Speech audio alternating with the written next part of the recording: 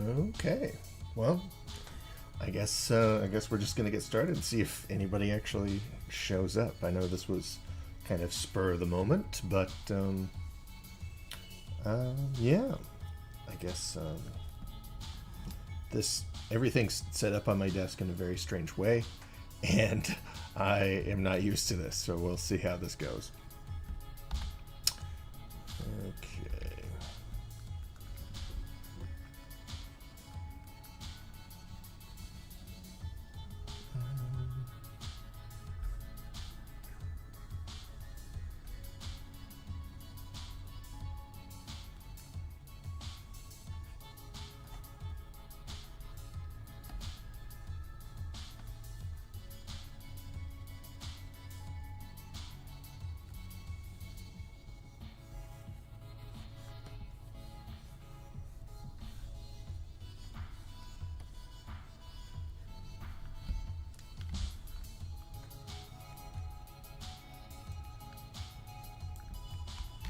So used to drawing normal human proportions.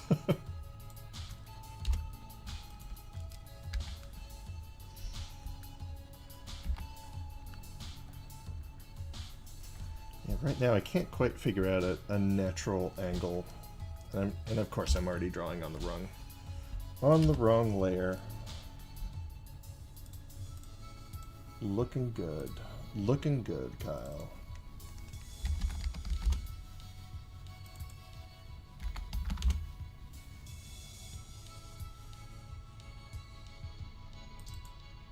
Okay.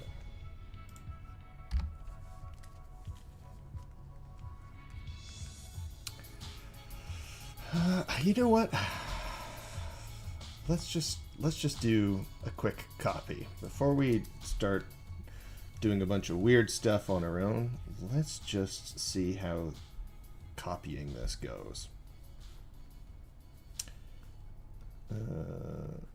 Let's just see how that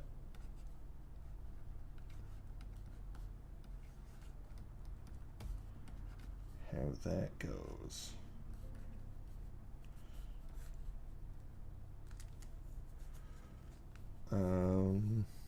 Looks like we have some folks popping in. Hey, it's David. Hello. Nice to meet you. I am a complete mess right now. I'm fumbling around with this giant screen on my desk right here. Yeah, perhaps a bit later I'll talk about why I'm interested. After years and years, a lifetime of drawing traditionally, I'll talk about what interests me about digital. But yeah, it's good to see you. Well, let's see your name in chat anyway. All right. Now, I have done some digital drawing in the past. God, this is such a cool design. I think this is one of Grace's designs. I'm still learning to differentiate everybody's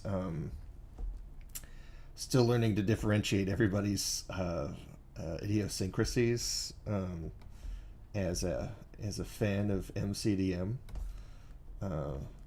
But instead of putting my own spin on things, I'm just thinking like, what if we just dial up the Jack Kirby-ness of this a little bit? I think that would be fun. Okay.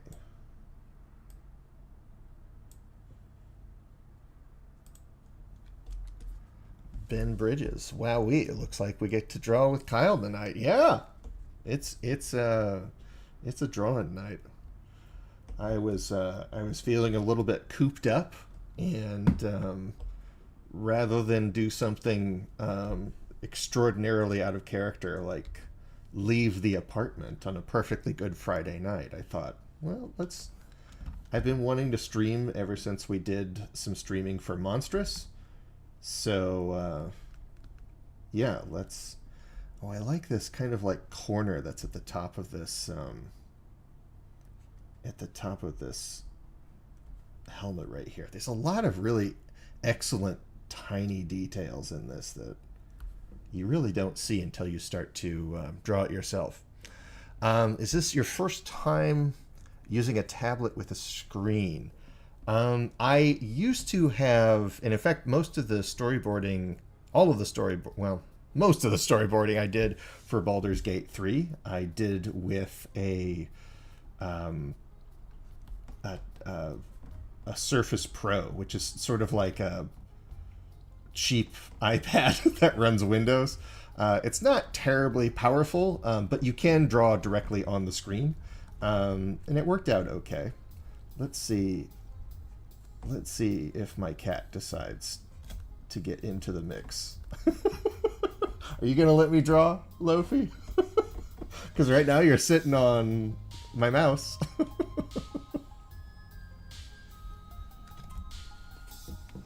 Oh, yeah, that won't work. That won't work at all. All right, you. Down you go. There you go. She'll be back in 10 seconds. Zero consistency. Yeah, long time no see. Yeah, I remember you were commenting an awful lot in the live stream that we did for Monstrous, which was a lot of fun. And in fact, I kept I moved my whole computer and set up downstairs to try to get as good as possible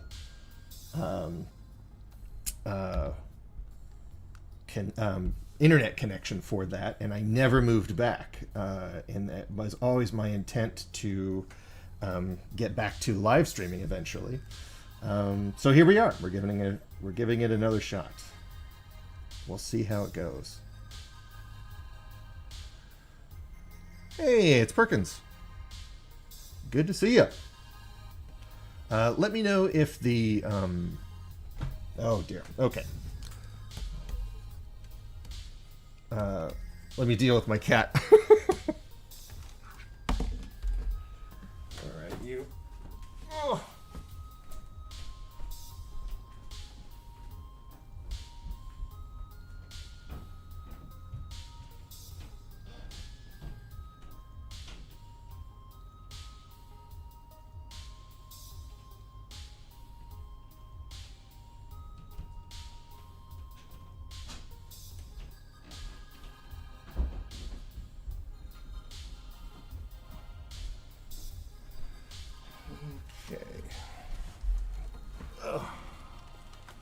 Hi, Ted. Thank you. It's good to be back.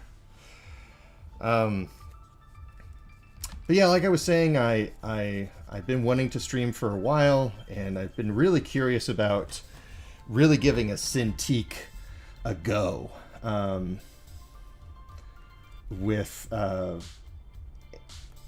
Because I've drawn traditionally all of my life, and while I've done some digital art occasionally, I never really enjoyed it, but I have also never really worked with a cintiq before. So I thought, I need to, I feel like I want my artistic journey to be defined by the things that I will try out, and not by the things that I'm afraid to try out. So yeah, that is the plan. I don't know that I like those details. It is nice to have an undo button, that's for sure. That is rather nice. Yes. So my cat is sort of a rescue. So I adopted her because a friend of mine knew this office that was closing down, and decided to. This office had rescued the cat, but everybody already had geriatric cats, and they couldn't take this one that they've been working with for 8 years. And I was on the lookout for a cat at the time, but that also means that this cat was spoiled rotten, and she accepts no interpersonal space boundaries at all. and it was a bit of a learning curve. See, now I know what the smart thing to do is to okay, what I need to do is start working digitally. Wait, why can't I? Hold on. What's the problem here?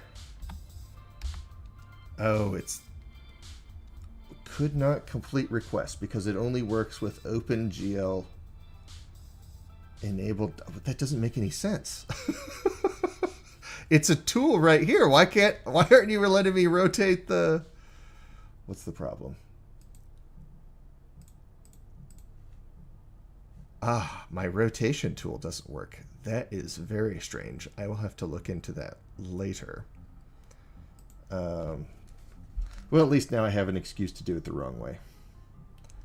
Boy, the fidelity of the lines that are being picked up here is really nice.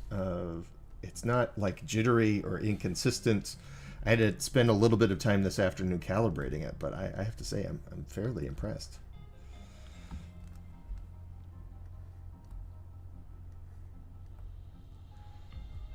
And then that goes kind of like this. Sort of like that. Yeah, there we go. That's a little bit better. I'm going to find my own abbreviations for some of these shapes because what I want to do is eventually kind of transfer this over to like a Jack Kirby style. But right now I'm just trying to use a cintiq for the first time ever.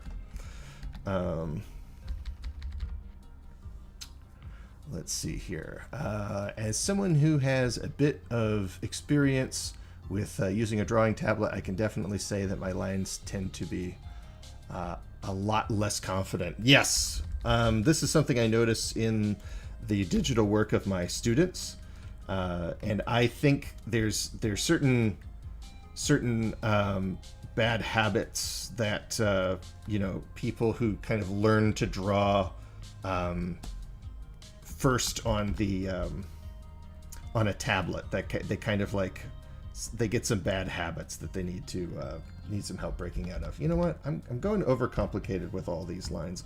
I'm getting lost in the details before I have my broad strokes in, and this is the problem. I think really it's the zoom. The ability to zoom in dooms a lot of emerging artists to just like constantly losing track of the composition as a whole, and then also kind of like they will oftentimes like resize their brush so it looks good on the screen, when in fact it's getting, you know, smaller and smaller every time they zoom in.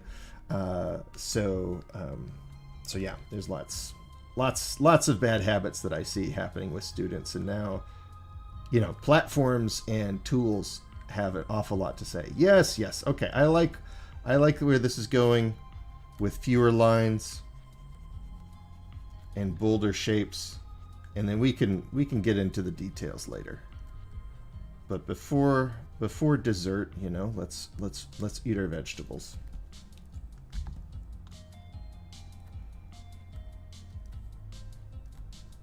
Just because you got a shiny new tool doesn't mean you throw out every little thing that you know about drawing, Kyle. It's as simple as that.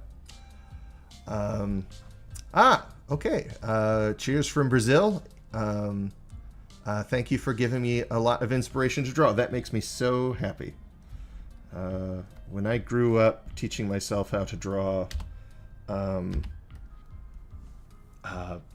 weren't any illustrators that I could talk to about like how to do the cool stuff that I really wanted to draw. So I have kind of, I mean, it's easier now, but it's still like, you know, getting quality information out there is something I'm very interested in doing, and making it easier to start out than it was when I was starting out is a big part of why I do what I do. So that makes me very happy that it's fun for you. Let's see. Hello. Oh, wonderful to meet you, card collector. Thank you for tuning in. on this radio dial. Okay, all right. I like this. Okay, so I'm gonna finish putting in the rest of these facial lines right here. But I am going to sort of like put in. I do want to sort of like change the facial proportions a little bit to be just like a little bit more like what Jack Kirby would do. Because I think a lot of the shape communication that MCDM's art direction has reminds me a lot of Jack Kirby, but their rendering style and then some of their like human features, they look like it's too pretty. And Jack Kirby kind of like had these like gargoyle faces that he would draw, and I like that a lot. So I'm gonna see what I can do about bringing in some of that more like craggy, gargoyle-y style to some of this. Chris says, I'm obsessed with your maps. Thank you for the beautiful work. I'm so excited to have your work in Knave too. That was so exciting to get that. So Ben Milton, I met him at Gen Con, and I think I just saw him walking around. I forget exactly how it went, but I was just because Questing Beast was such an inspiration for me, not only as a YouTuber, but like learning about like all of these cool, beautiful books that were coming out from the OSR. And without that kind of like early impact of that work, I don't know that I'd be doing any of this. So, because with Wizards of the Coast, it's all digital painting. But all of these cool traditional artists and like really interesting decisions that the OSR art books were doing, I was just like, I bet I could do that. And it was like a couple weeks after, Gen Con, that Ben emailed me about that gig, and I was just like, yes! Oh, it was so exciting. All right. I think probably I'm going to do a closed mouth. Yeah. And then it looks like there's sort of like some crenulations, almost like Thanos or something like that, on the chin. So I'm just going to draw those in right here. And then I'm just going to really spot my blacks. Now, some of the stuff, okay. This nose probably needs to come out in front of that little guard right there. How's this looking without the... Yeah. Ooh, this is looking good. That's looking very nice. I like this.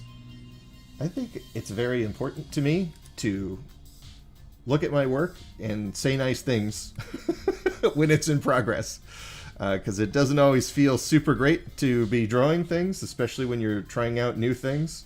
So say nice things to yourself while you're working. I think we deserve it. Those of us who dare to make anything. It's so difficult to make anything in the first place. So when it's going well, call it like you see it. That's what I say. All right. Let's see here. Let's catch up on chat here. Does the background of your stream happen to be Bosch's Garden of Earthly Delights? Yes, it is. It's one of my favorite paintings ever. And I think about it constantly. Yeah, I steal from it all the time. I think in Bosch and Peter Bruegel, two Dutch artists that I think anytime you're stuck for ideas, just look at their work and you'll get unstuck almost immediately. And if you don't get unstuck, look for another 10 minutes. Keep looking because you're just not looking hard enough. So yeah. Zero Consistency says, Cameron says, Jack Kirby's faces are something I strive for in my art. Yeah, absolutely. really incredible stuff. Just so, I don't know, there's a gravitas to it that I really like.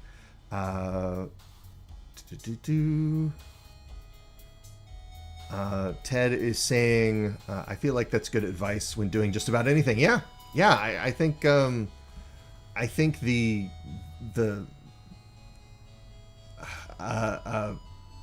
tenderness is always a good idea, I think, and especially when you're doing something that's like kind of tough.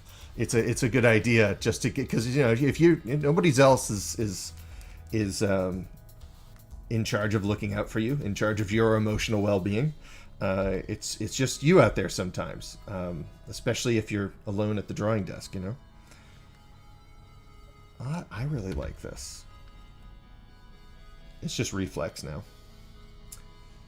All right. No. Yeah, there we go. Some more controlled zigzags for some of that texture. I might even color this up a little bit, but let's wait on that for a second. Something I don't love about the silhouette of this helmet is it kind of looks like elf ears. It's kind of like stepping on the elf ear silhouette a little bit. So I'm wondering if we can't find a slightly different silhouette for our helmet. So I think that's what we're gonna do now. Before we go further, let's keep playing with the shapes.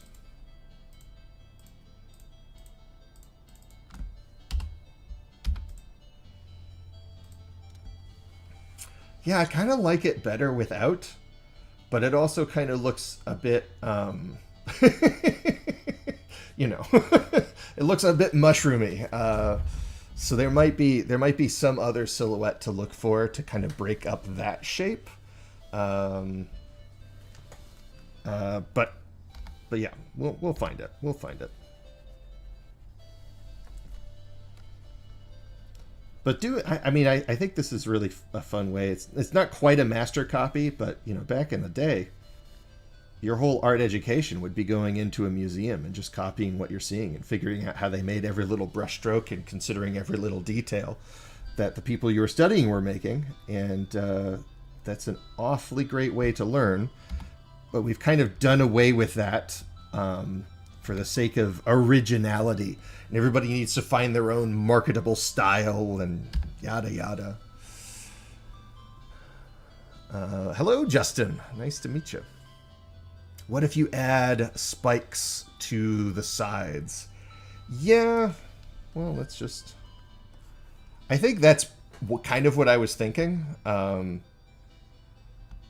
think that's what I was thinking about doing, because yeah, I like all the triangles. Triangles are the great shape, but let's get some cones in here as well.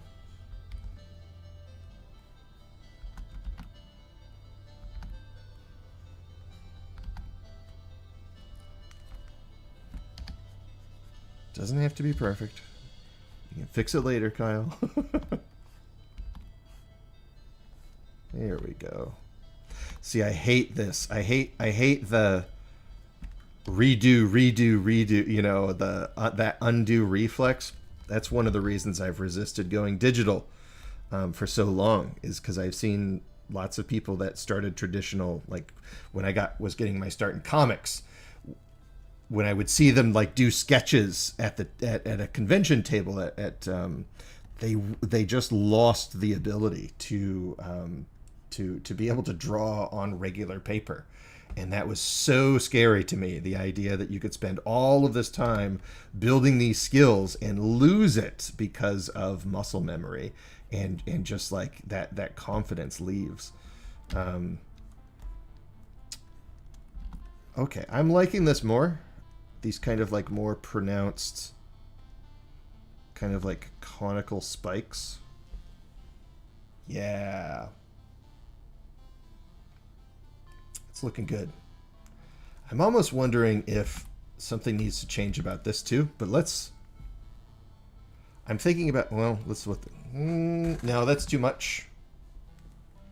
So maybe let's just like unsharpen that bevel and just kind of leave it as sort of like a big headdress that kind of like comes out to the sides. I like that. I think that's... Nah, that's missing something. All right. So we need to keep that, which means we kind of need to honor it somewhere else, maybe? Make that rhyme somewhere else? Maybe sharpen the ends here? You're going to stab yourself in the jugular with your own helmet if you're not careful here, dude. Happy Friday to you as well, Thomas. Chris is saying, please forgive me if I missed a video, but could you speak about to now, or how you use your maps at the table? They set an excellent tone, but handling a whole map to the party kind of gives up the surprise. Yeah, I actually do have a video specifically on that, how to use maps at the table. I think there's lots of different ways.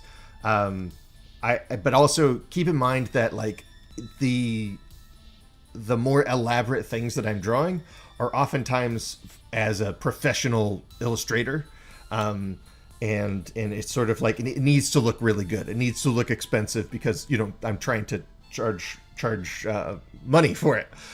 So it needs to look kind of more elaborate than what I would normally run in a home game or something like that. But something else you can think about is,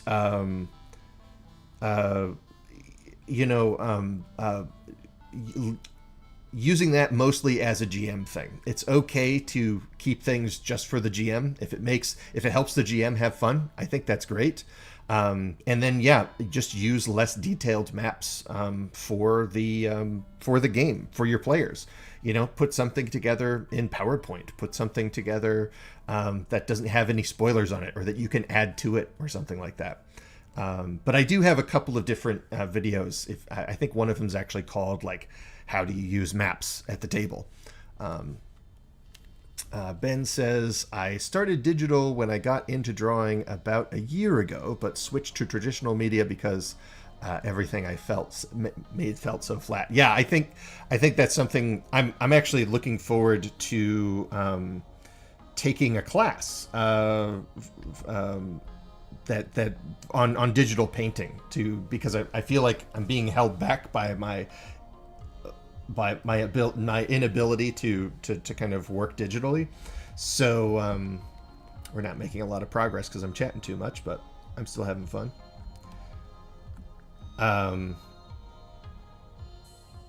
But yeah, I think you kind of, there's a couple of tips and tricks that I've heard people say to kind of like keep things from looking plasticky or flat. But yeah, I agree. It's a lot of it is just kind of like figuring out how to make the digital image look as cool as the traditional image does. And it's just like, well, if that's what you want, why didn't you just start doing it traditionally? So it goes. There's all kinds of reasons, though. There's all kinds of good reasons. All right.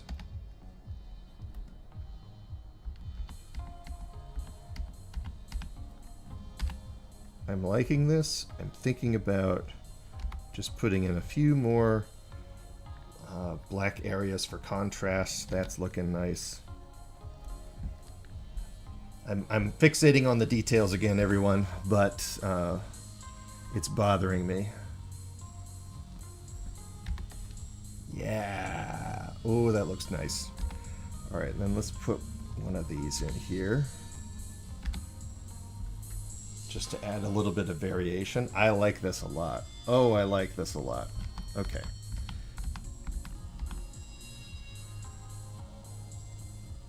Yeah. I'm really impressed with the amount of control that I can get with this stylus is very encouraging. This is already, there's a reason these things are expensive, I guess. It's already really giving me a lot of hope that if I continue to push on this tool, that I will be able to do cool stuff, and that makes me excited. Dank Dunches is here. This is some kind of helmet. A guy could Kill someone with his face, yeah. Absolutely. Good to see you, Dink. Dungeons. Hey, Kyle, Cousin E popping in real quick. And drawing looks good so far. Keep up the good work. Oh, thank you so much.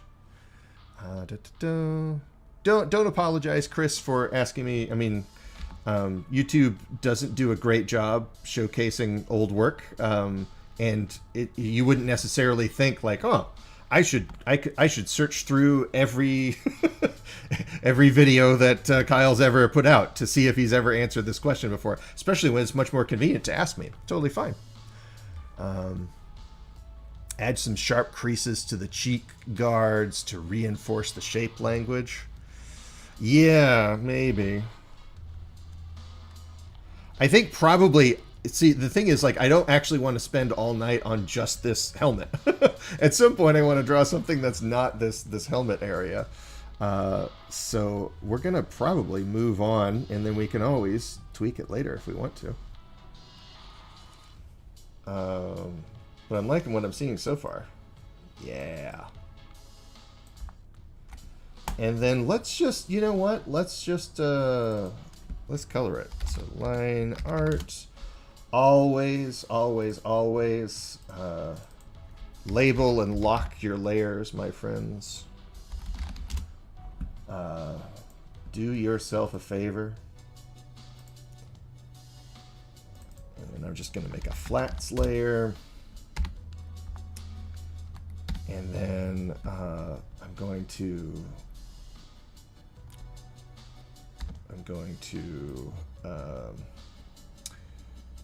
get some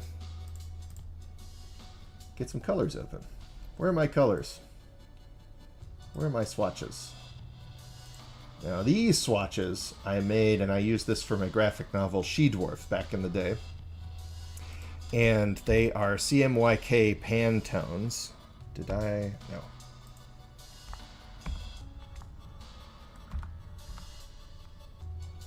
Let me see here. I thought I made an action for something or other, but I didn't. I haven't hotkeyed it on this new computer yet. So now is a good time to make a new action, I guess. Okay. So expand 2. I'll put this in default, and let's do Shift F2. Let's see if that works. Okay, so I'm going to go up here to select, modify, expand by 2, and that puts it underneath the line art, and kind of like if there's any stray pixels, they get all taken care of. Shift backspace, foreground color, and deselect end recording. Okay. So now I'm just going to kind of go through here, maybe put in some white for the tops of these spikes here. Yes, yes. This is all great. And then Shift F2, I think is what I had it. Yeah. What color are your eyes? Your eyes are purple. So let's put in some, I'm going to do magenta. So it kind of looks like a glowy purple. And then we'll do, I might come in and do some other shading and stuff later. But we're going to go with sort of like this muted, darker purple for the skin tone. And see, I mean, it's just like, it's very similar. It's not doing anything crazily different than what the MCDM artist is doing. But just by giving it these kind of like biff bam pow colors, you really get, I think, something very special out of these designs. Like the shape language is all there, but if you change the line treatment just a little bit, you can get some really very striking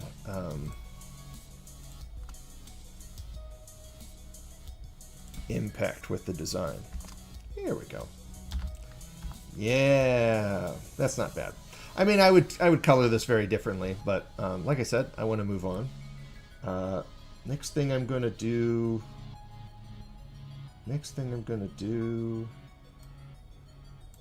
is I'm gonna put these in a group called, actually I should put this in the group too. We'll call this the drawing. So that way I can unlock all that. And that way I can scoot this around if I want to. And I don't have to worry about it. All right. Then ignoring chat for a bit. Let's see. Thomas is saying, not a practice artist, but would love to watch the process. What do you mean by when you talk about shape language? So like shapes, you might think of them as sort of like having syllables, and some syllables kind of rhyme. So like a lot of triangles in it, that is, and like triangles are sharp. Like, you know, they immediately, you know, they fire something in your primitive brain that says, ooh, if I fell down on top of that, it would hurt. It's like a crocodile tooth, or like if you know, the keys in your pocket or something like that. So there's something that inherently, you know, with that language versus like rounded, elongated, pleasant shapes read as kind of like safer or softer or muscular. You know, there's associations with all of these different basic shapes, and that is all the more sophisticated designs arise from kind of a primordial understanding of what different shapes mean. So if we take a look at this dwarf, I don't know what they're called. They might be called elementals or something. In the MCDM RPG promo shot right here. But we have like all of these like wonderful like chiseled triangles, and it shows that there's sort of like a sturdiness to it. So we get sort of like, here, I'm gesturing at the screen when I should just be drawing. But let's just do a quick draw over here. So we have sort of like this, you know, hexagonal shape right here, which is a very like sturdy, balanced, symmetrical shape. And then we get like all of these kind of like triangles that, you know, continue to rhyme off of that, the bottom of that hexagon, and so on and so forth. So it's like little things like that. We have sort of like this octagonal, shape for the crystal right here. We have this cube, another big balanced bold shape, and all of this is kind of conspiring. Even the collar right here is very like octagonal. So a lot of this is kind of conspiring to give us this idea of like crystals, of rocks, of solidity, you know. And yeah, it's really nice. And then, you know, if you look at this elf rogue, or this woad elf shadow, I think is what it's called in the game so far, we have like these completely different kinds of triangles, these very thin kind of like leafy tooth-like, almost like jestery kind of shapes. It almost looks like a fleur-de-lis, actually. So if I was to take this shape right here and kind of like draw it straight on, we have this like almost like very, yeah, it almost is like a fleur-de-lis, isn't it? So and that gives us a much more like natural, ornamented thing, as opposed to, you know, this dwarf looks like he's been welded together with like spaceship parts.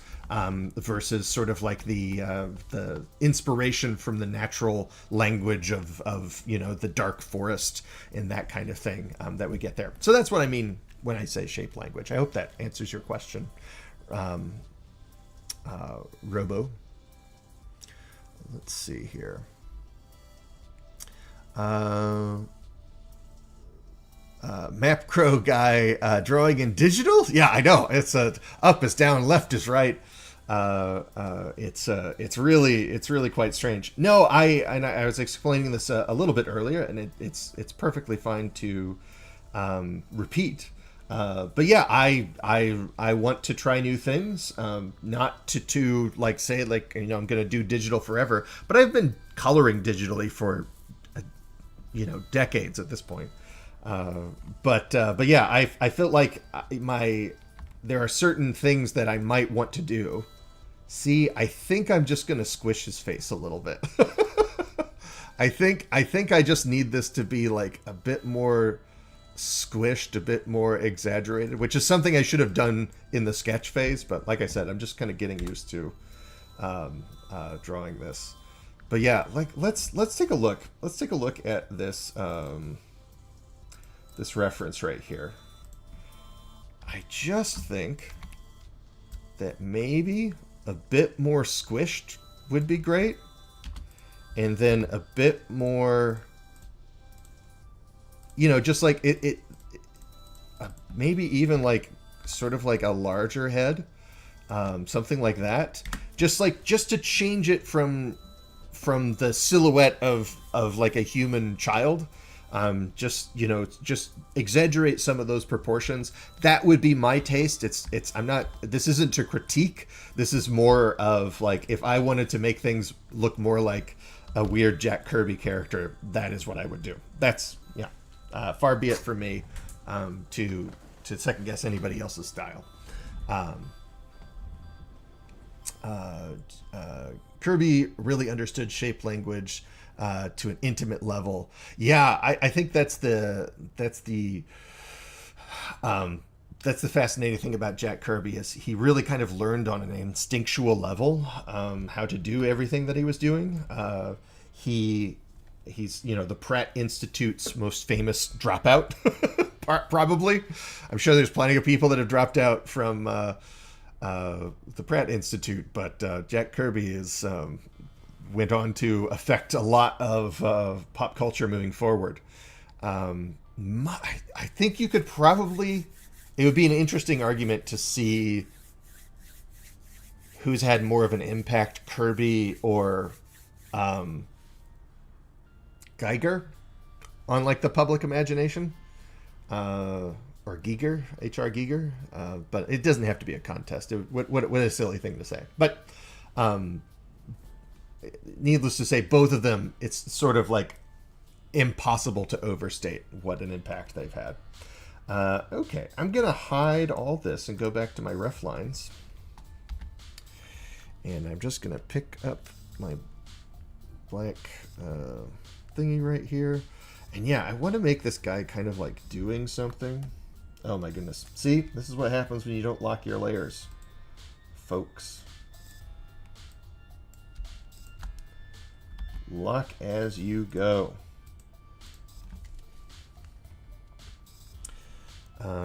But yeah, also like I said earlier, I want this guy to have like a cool sword. I've been reading what is Matt Colville's first book? It's Priest. I've been reading Priest, and I really like it. And there's a cool sword made by dwarves that is like shoots asteroids and stuff. So I might draw something like that. You know what? I think actually I want to start over on this sketch, because this was just sort of my warm-up. And I'm very happy with it, so I think I'm ready to try a full body now. I think that's really what I'm trying to say. It's time.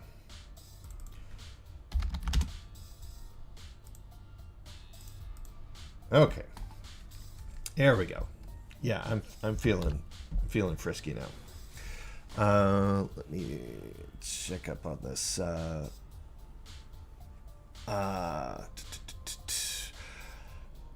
Zero says, I love how you commented on the chin ridges, making him look like Thanos, and then you just made him purple. Well, I mean, they seem to have purple skin, some of them, in the design sketches that I've seen. So yeah, I just steer into it, right? I don't think that was consciously in the mind of, and you know, Thanos was created by Jim Starlin, but very much, you know, inspired by Jack Kirby's work and probably very specifically Darkseid from the Fourth World New God stuff. Hey, it's Stokes. Oh my goodness, it's good to see you. Yeah. I assume you're the Stokes. I assume you are. Yeah, I'm trying to dust off my digital drawing skills because I haven't worked on it since early access days, storyboarding for BG3, and I don't want to get left in the dust by certain people who have been storyboarding digitally ever since then too. Let's see. The sounds of warming hands. Yeah. Yes. Okay. I thought so. It's good to see you, pal. Vector art with mouse over drawing pad. I don't understand what you mean. I use a pencil, but I hate using the pad.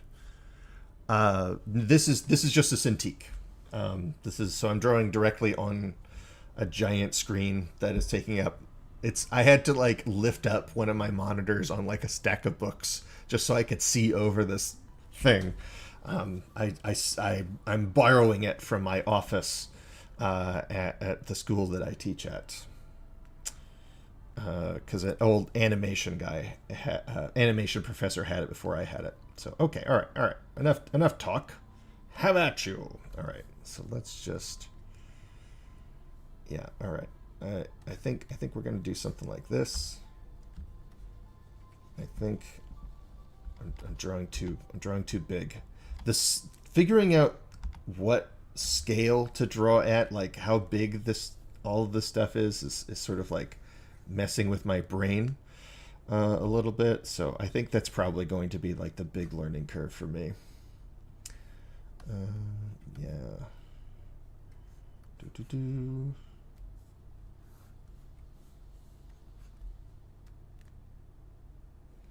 And I think he deserves some kind of shield or something like that. What would a dwarf shield look like? Probably a lot like that breastplate.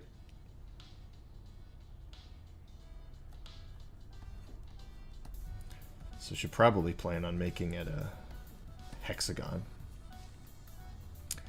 Yes.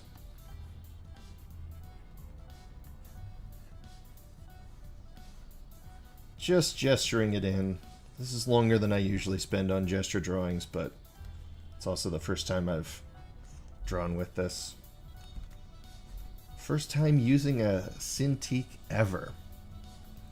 Sam says, when I think of goblin weapons, I always imagine swords the size of Sting, but made from monsters' teeth, but not the jagged higgledy-piggledy type. They look more like normal swords with axes. Yeah, I hear you. Yeah, I think that's a really great kind of like motif to iterate on. I think that's great. I see. Okay, sorry, Macron. I didn't catch that context. Yeah. Okay. All right.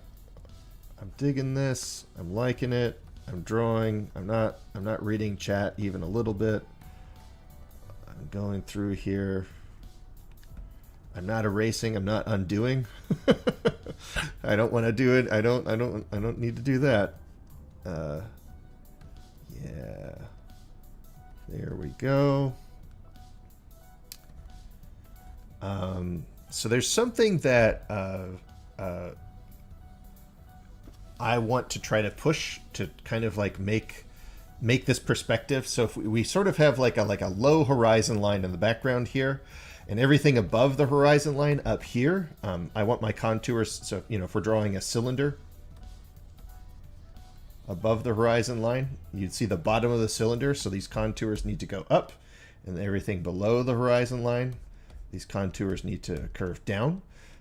So the tops of this, of the boots right here are going to curve down, the belt's going to curve up, and all of these contours are going to exaggerate. And that's really how to, like, if you can sort that out, you are ahead of the curve. you are remarkably better off than so many people starting out in the arts, and that's why that's one of the reasons that a linear perspective is so important, because it helps you draw figures better too, not just for this is the least efficient way to erase things, but we're just chilling, we're just having a good time, no big deal. Hey, it's Pesto. Oh my goodness. Oh, and Dig. Oh no. Oh, it's all happening. Oh my goodness. Thank you for finding your way over here. That's so wonderful to see you all. Gosh, I love the MCDM community so much. It really, there's nothing like it, and I know that a big part of the reason why is because of the wonderful work that all of you do. So thank you. Yeah. So for those who just joined, I'm doing some more Kirby fan art of some MCDM designs, and because I just can't get this out of my head that this is secretly all for comic books. So, but this is a design ref that I have here. This is the Kree Sentinel, I think. No, Sentinels are from the X-Men. This is an enforcer, a Kree enforcer. It's a robot from the Kree, and I love this design and Jack Kirby's designs in general. And I just feel like there's sort of like some synchronicity happening here that we can kind of bring out in the dwarves a little bit. So yeah, I'm testing out a cintiq for the first time, and we're gonna see how this goes. But yeah, I actually, you want to see some fun Vizref stuff. So I have, I went through every single issue of Jack Kirby's run on Fantastic Four, and just took screen pics of every kind of cool thing that I saw. So this is Maximus, the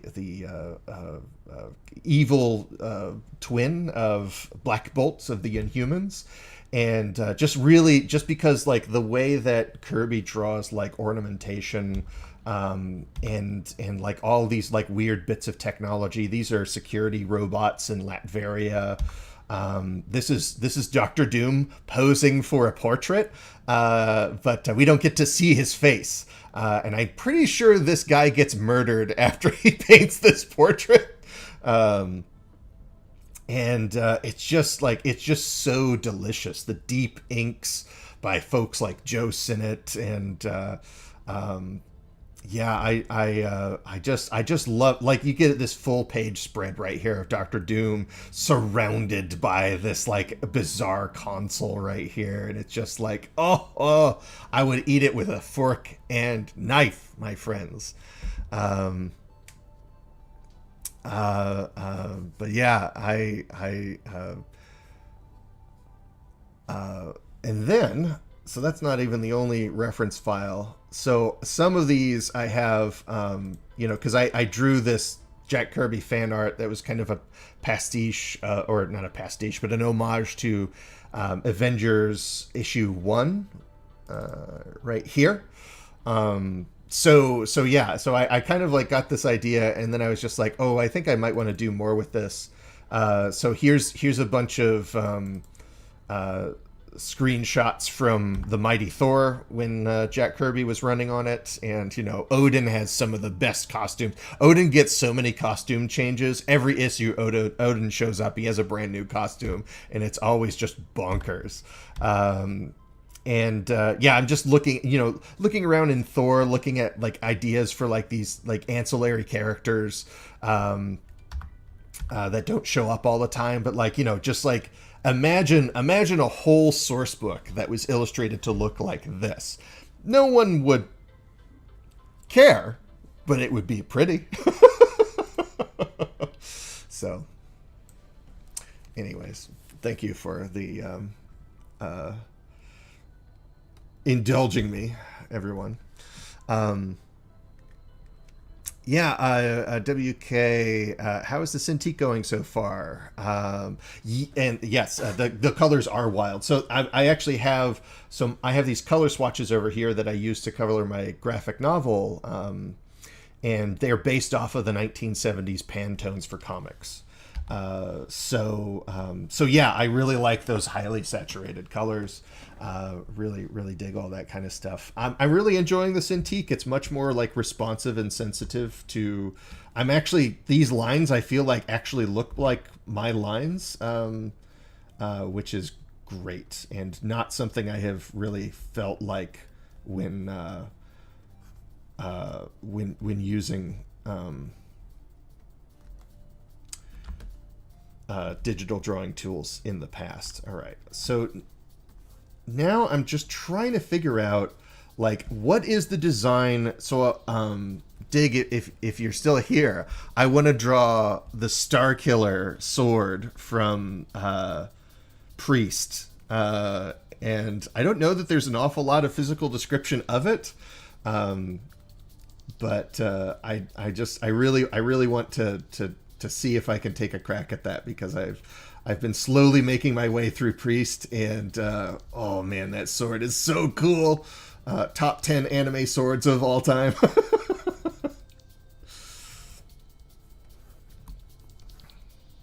It's weird not being able to just like whip out a ruler whenever I need it. I'm sure there's hot buttons that it will allow me to do all that kind of stuff, but I don't want to stop and look up every little thing. I want to actually get... I would love to get the line art for this done. I don't know that we'll get to coloring it. But who knows? We'll see how it goes. Yeah, I'm kind of liking this sort of like elongated hexagonal prism. It's chunky. And yeah, almost like this thing is sort of like a cleaver. Does that make sense?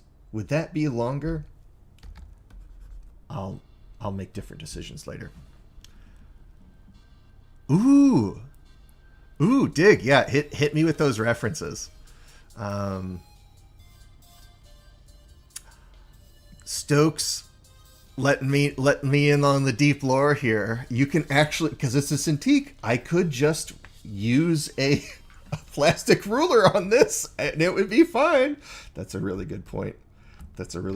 Yeah, I'm gonna keep pushing the shapes on the top of this sword. I want like the top. There is no stabbing with the Star Killer, and that kind of makes sense if you think about it. If you're making a sword that when you have like shorter arms than perhaps your other folks, you would want it to be top heavy. You would want it to almost like be like an axe or something like that.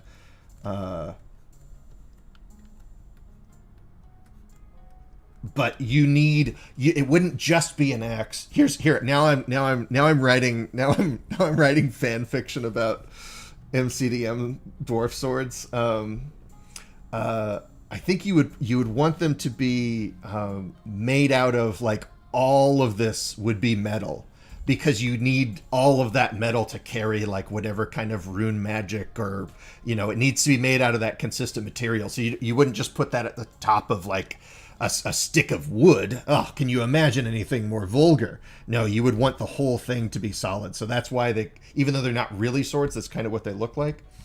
I'm really liking this, but I think it needs to be longer. And so I'm just going to lasso tool this and see what we can do here. This is probably not the best way to do this, but It is the way I am doing it. You say what you will for my methods. It is the way that I do things. Oh, that's so cool. That's such a sharp silhouette. I like that a lot. It kind of gives me this idea that maybe we could kind of like inverse this. Yeah. Let's let I assume this is Grace.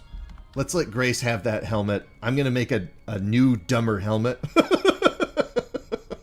I'm so excited. I'm having so much fun. Oh, my goodness.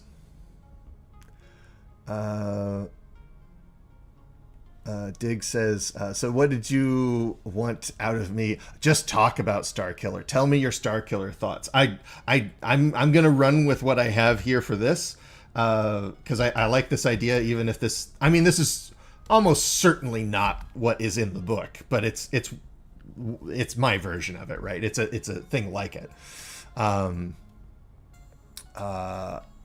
Just send it to me on Discord. I'll check Discord. Dig. Skirple's Monsters and Monsters and Monsters. Yeah, there's so many great monster books in the OSR. One of my favorite is what is it? Fire on the Velvet Horizon. I think that's Patrick Stewart and Scrap Princess. Scrap Princess is one of the greatest artists of our time.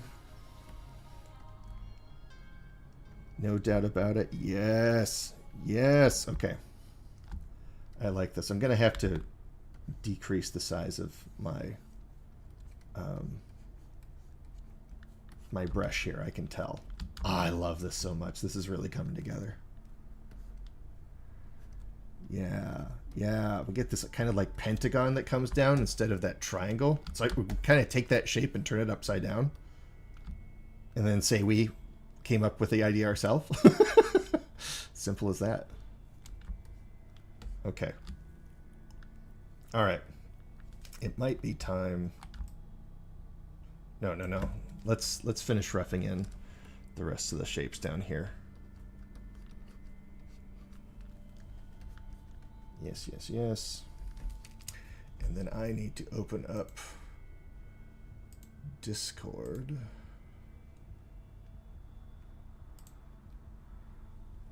So that I can see when the cool refs come in. Okay. Can I turn off all of the sounds on Discord right now? I'm sure there's a way, but I don't know what it is. Sorry, now I'm just mumbling to myself. That's very rude. I'm sorry. Yeah, Luke Gearing does some really, really great stuff. The Monsters and there's like 2 of them, and I think it's from like a series called The Broken System. And who knows if we're gonna get any more from that? But there's like one of them you can only get as a PDF that you have to like print out yourself. Oh, I love those. It's like the whole reason Kenny and I wrote Agnostic together was to find an excuse to use those books that were sort of made to be purposefully useless. All right. I'm just noodling now. I think it might be time for me to just like get going on the final line art. Okay. What size is my brush? 6. I'm just trying to keep it consistent because it's so easy to zoom in and then change your brush size to be smaller. Lock that layer, make a new layer, call it line art. Okay. Yes. I probably need to turn the rough lines down to 10. They're being a bit pushy. There we go. Let's see here. Hobgoblins are the ones that join the invading force. Okay. Oh, yeah. Oh yeah, it's Sam's giving us the goblin lore for that for their setting, which is really cool. All right. Yeah, and then I'm just going to almost do that same shape that we see in the source material, but then I'm just going to push it out in this other way right here. Yeah. Oh, we're gonna lose some peripheral vision here if we're not careful.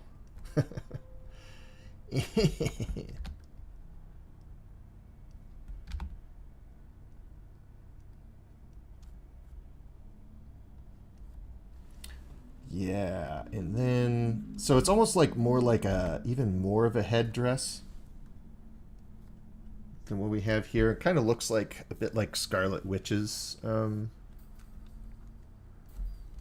hat that they have. And then I think I am let's just see what it looks like if we just kind of like zoop it out this way. Yeah, and then these are all technical terms. This is why people pay me to teach them art. Is for is so I can tell people to zoop things out. That's why I get the big bucks.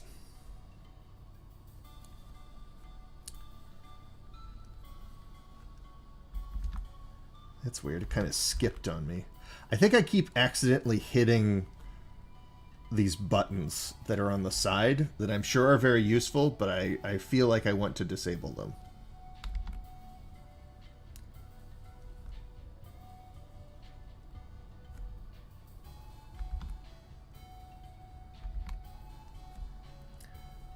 It's just because my pencil doesn't have buttons on the side. Sam says, in a more map-making maps beneath is a lovely little game about building archaeology in a ruin. Yeah, there's a couple of really interesting map-making games, which is also something that I would really like to play on stream. I think that would be really fun to play, like, I think there's one called Delve. Maybe like a solo version of The Quiet Year would be fun. Something like that. This nose is not coming together.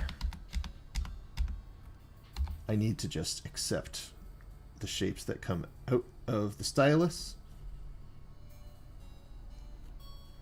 because I can always change it later.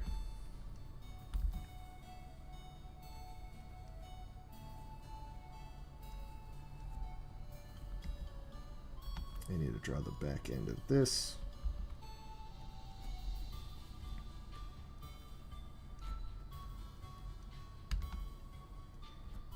Yeah, this is coming together. I'm liking this. Okay, let's get some black in there. I don't want to get too detailed and too hatch marky, because anybody who's seen me work knows there's no such thing as a hatch mark that I don't enjoy. But that's not what we're doing here today. Yeah, David knows where it's at. You zoop it. The Quiet Year is such an interesting game. You know, I've been thinking a lot about these kind of like world building games. Ooh, I kind of like that. Been thinking a lot about these world building games like Quiet Year, and how frequently people will start a campaign with by using like the Quiet Year. And I've always thought, like, well, I wonder if we're missing something, right? Because you know, if we use Quiet Year to build the world of our campaign, ooh, I like that a lot. I mean, it's reading a bit samurai, which I might want to steer away from, but it's pretty cool. But then what I realized is people, the thing that a lot of these storytelling games and like map making games kind of leave players out in the cold on is they spend all this time making this world and they feel like it doesn't matter. Like it should matter that they did this, that they spent all this time, and there's no avenue for doing anything with this creation afterwards. So it's like, well, if I'm going to go through all the trouble of making this, ooh, I like that a lot. I like that a lot. You know, and we could probably cheat in some extra hexagon shapes. If we kind of go like zop, zoop, zop, zoop. Yeah. Yeah. Okay. I like that a lot. It's a bit fiddly, but I like it.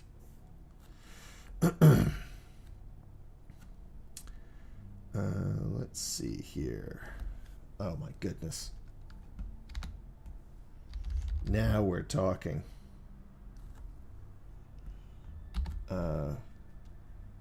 So yeah, I've really kind of like eased up on my ideas of like what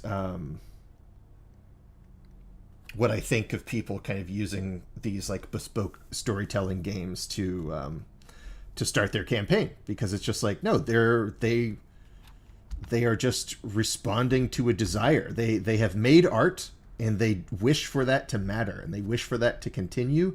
And I think that is deeply cool, instead of worrying about like, well, is this what the author intended? Which anytime anybody gets on you about author intent, you're, especially if it's me.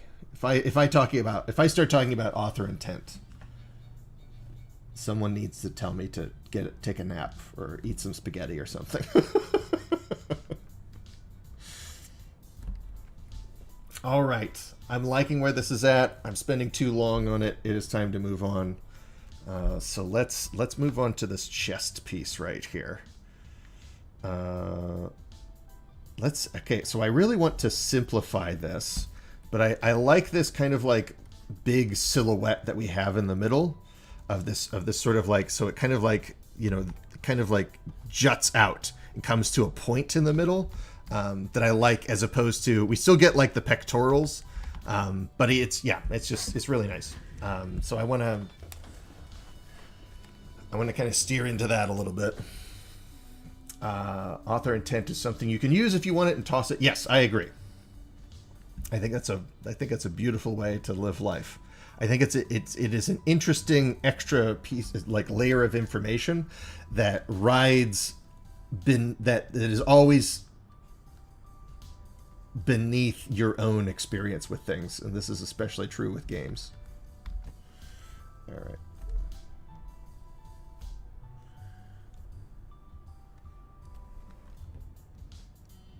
All right. Am I doing a good job at this? I think so. It's so difficult to tell sometimes. It's looking too fiddly. So, what I might do is just kind of like, just do like a big round. Yeah, I like that a lot. And then I can put the hard edges on the far side, like so. Yeah, I like that. This big round kind of like chest shape feels a lot more Jack Kirby to me. Oh my goodness. I keep touching this button and it's breaking my line.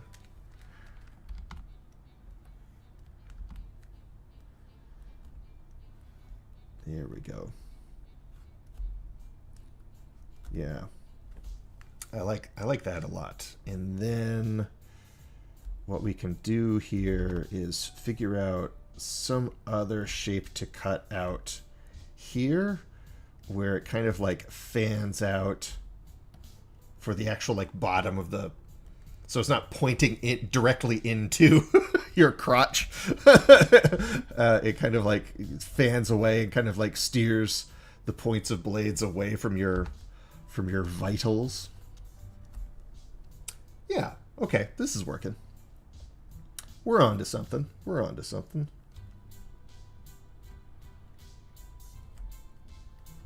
Yeah, and then same thing with the back right here. What I'm going to do is zoop, zoop. There we go. I like that. I don't want it to be overly elaborate and complicated. And even this, there's a lot of this that I think I need to. Too many lines. Kyle's made too many lines again. Classic Kyle Latino blunder.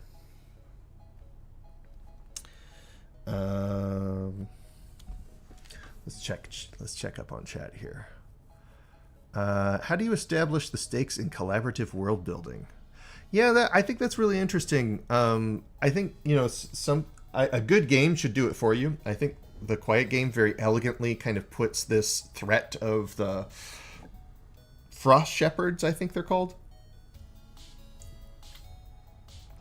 And I think that does a really great job of giving the game direction. It's like we are preparing for a big doing. We are preparing for a big problem. And the problem is this. And we can interpret it in lots of ways, but there is a finality to it. Okay. Oh, sorry if that was very loud. Ooh! So Dig just sent me some...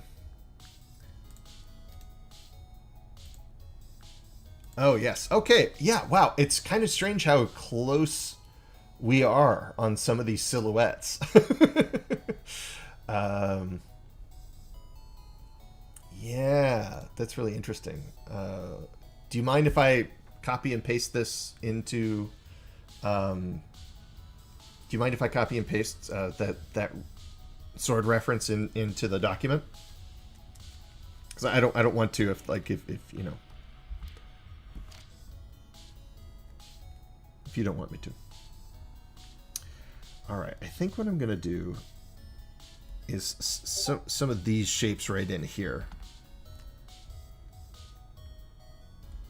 Almost like these straps that Kirby loves to use.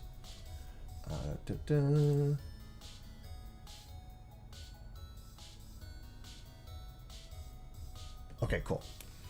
All right, so Dig has sent me some really interesting reference that I want to... so this is, I guess, oh, here, it's labeled for us and everything. The Africa Conda sword, which is called Aikakalaka. I'm sure I said that exactly correctly on the first time. But it's really interesting to me that we're kind of thinking on the same lines, and it's kind of like the same kind of silhouette almost that we were looking at. So especially this, you know, the sword here on the left. I like that a lot. So if we kind of make this almost like more made out of like crystal or something like that, I like this is such a, they're both such beautiful swords. But I like kind of the sort of like sternness of the cut off that I have right here. But we'll see. And thank you so much for sending me that reference. That's really interesting. But yeah, I'm very much enjoying my read through of that book. Oops. What layer am I on? Ah. Sword ref. Lock. Move down. There we go.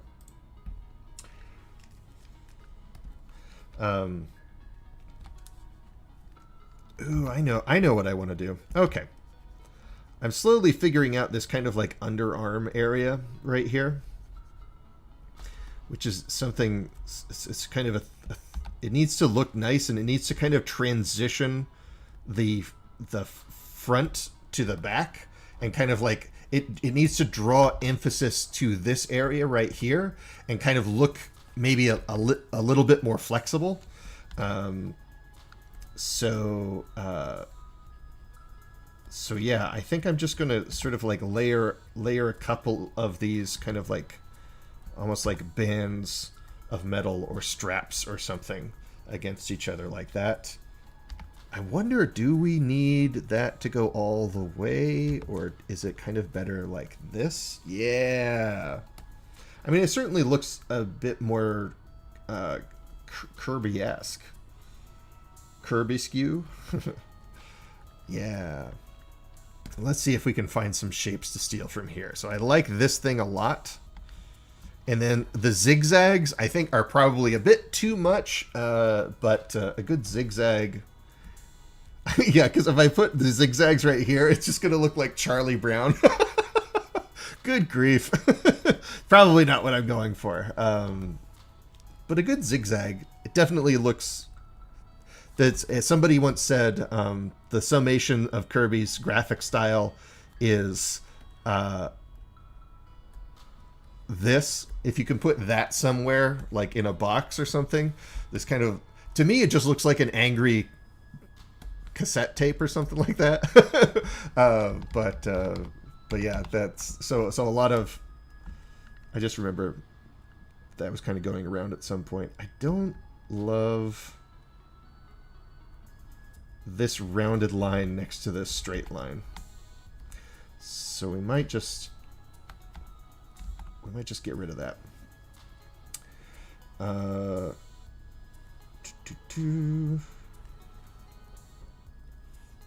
I think a couple of more of those, and then maybe... Nope, don't like that.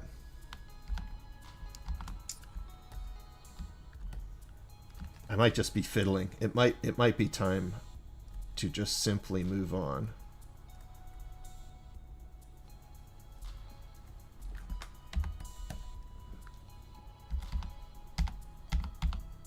Yeah, I'm definitely fiddling. So let's move on to some other detail.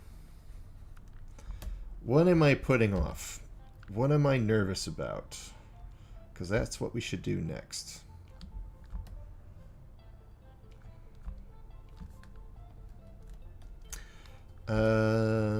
You know what? Let's do the arm so we can get to the sword. So what did this bangle look like? This right here. The shoulder pads. So let's see here. I don't really want to overdo the shoulder pads because it'll block too much of the face. But a little bit would be nice. Something like that.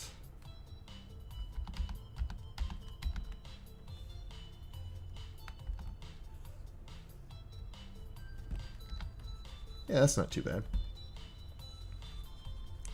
Not bad at all. I mean, I hate it, but other than that, it's not bad. It's just a lot of tangents, a lot of angles in here. It's just a lot. I think I need to straighten and simplify some of this. Yeah. Oh, it's bothering me. Don't draw. Don't let friends draw. I'm in tangent hell. Help me. Someone send a lifeboat. And then I get to draw the thing that I really love drawing, which is armpits. That's some Kyle lore I'm dropping on y'all right now.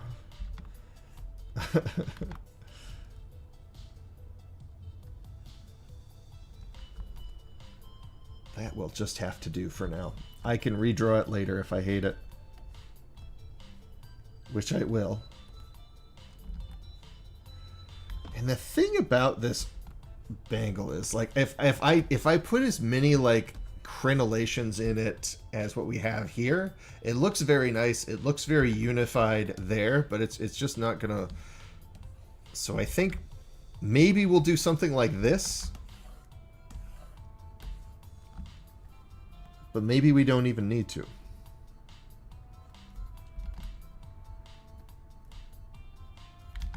Yeah, maybe we'll just take this shape. And we'll just do something like that.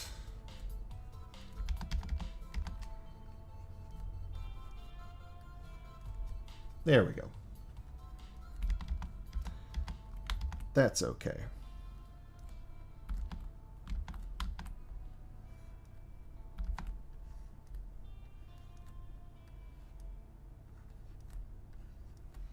Yeah, I don't hate that.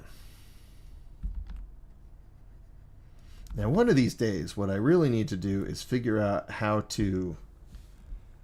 that's another thing. Like, I'm not delicate with my... I always put too much pressure on the pin. So that's going to be a tough habit to break for me, is to not just get maximum width on my pencil all the time. It's most of my digital drawing was done for storyboards, which kind of just need to communicate the thing. They don't actually need to look good. Oh, Mr. Fizzer's here. Hello, Mr. Fizzer. Good to see another. Yeah, Secret Charlie Brown. You didn't realize that that Orden was a Charlie Brown extended universe project, did you? Headcanon confirmed.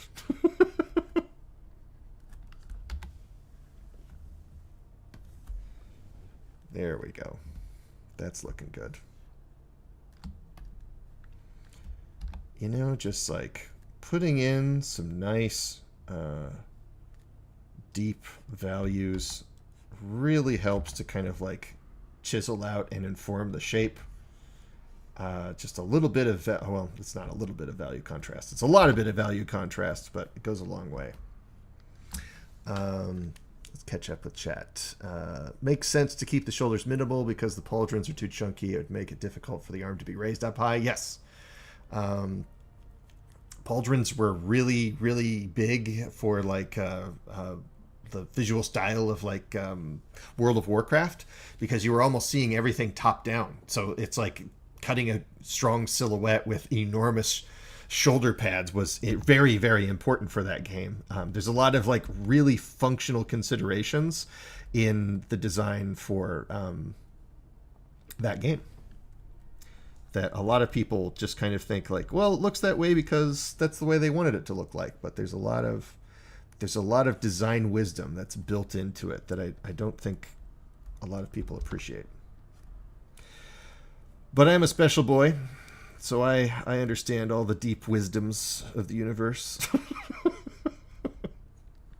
I just sound entirely too full of myself when I talk about art. But I'm used to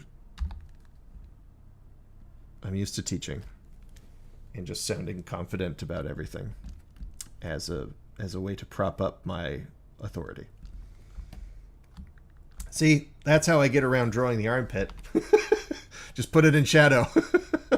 Hide it. Sweep it under the rug.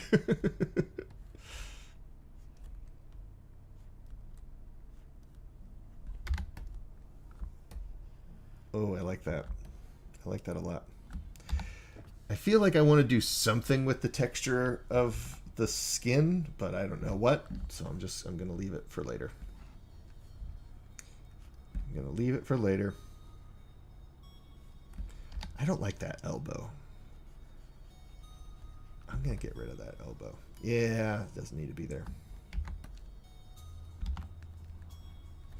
Doesn't need to be there.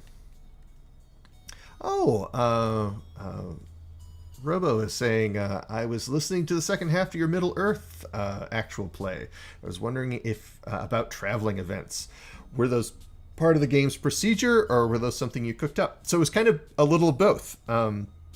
So probably the scene that you are thinking of is it was something on the encounter table from the game called a chance meeting. You're supposed to meet an NPC or a character of some kind on the road when you roll a chance meeting.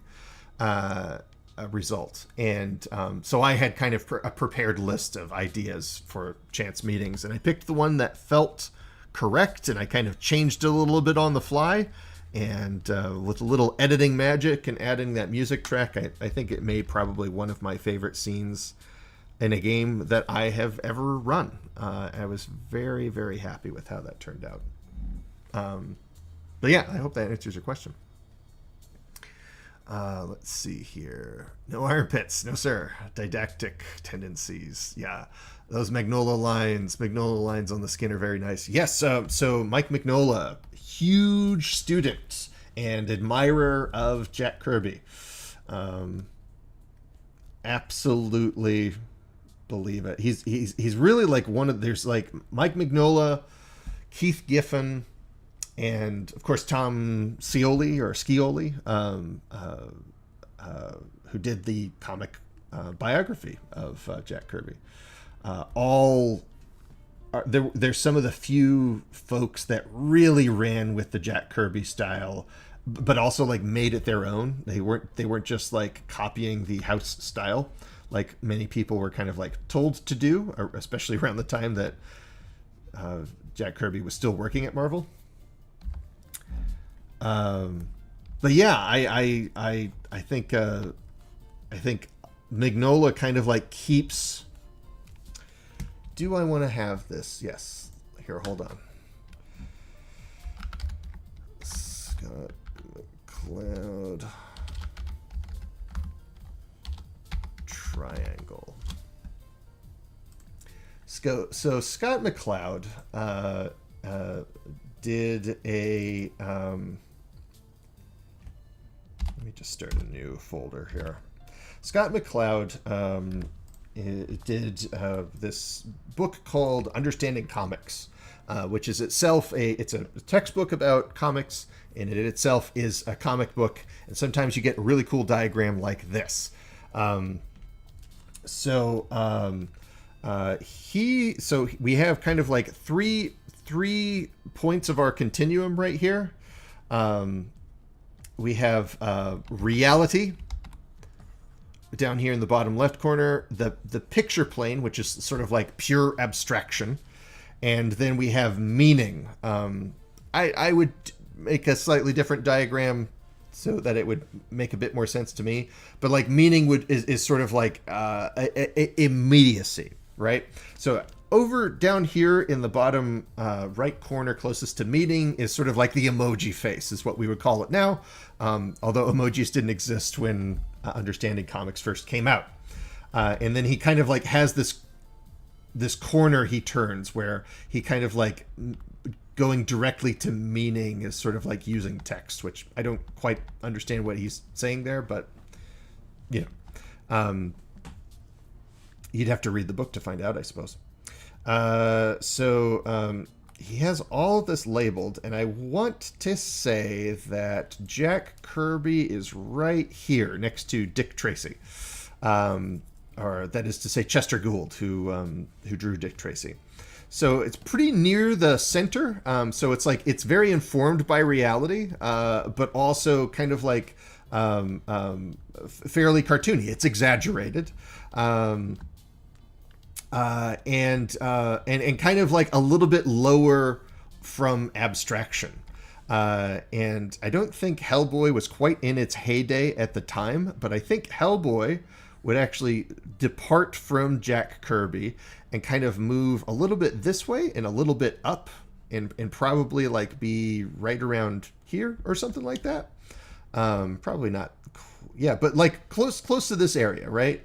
Where closer to Gru, you know, closer to in this proximal zone right here. So yeah, I think it's really interesting to kind of take a look at Jack Kirby and kind of like taking that style for a walk on McLeod's pyramid right here. So that'll be $60,000 in tuition money.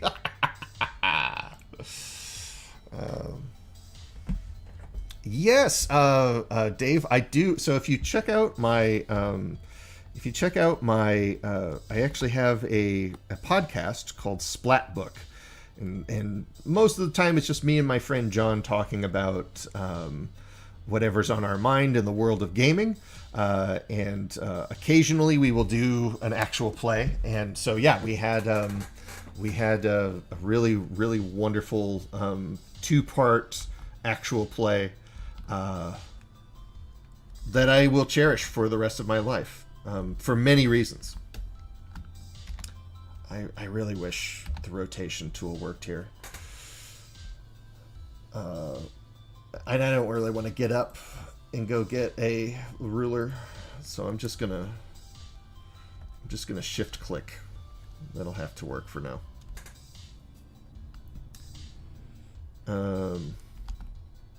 But yeah, there was something special in the air for that game, and I think everybody really felt it. And even after the game, we kind of like hung around and chatted for a while, even though people had things to do. And we wanted to start talking about, just having everybody was like, what if we did this like not for content? What if we just like played Lord of the Rings? So yeah, that was really fun. All right, I have a feeling. So if this is the center, no, I think this whole sword, I'm gonna move it after I finish drawing it. That's what I'm gonna do. That's what I'm gonna do.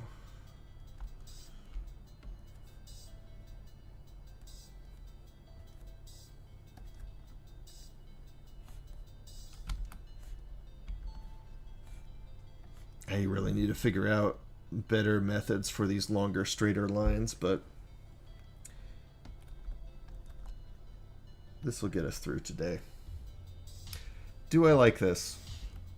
Yes. It's great. It's perfect. No notes. Approved. But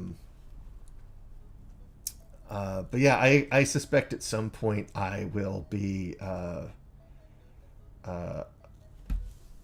talking a lot about the Lord of the Rings role-playing game and lessons that I learned from it on both my podcast and on MapCrow.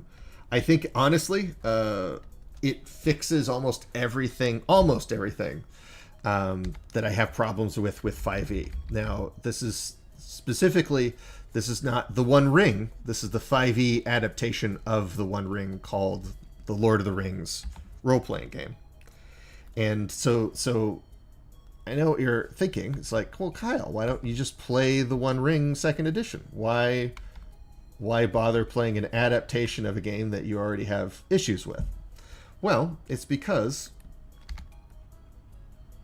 basically the One Ring second edition has a slightly different binary resolution mechanic that is more complicated than a D20 roll.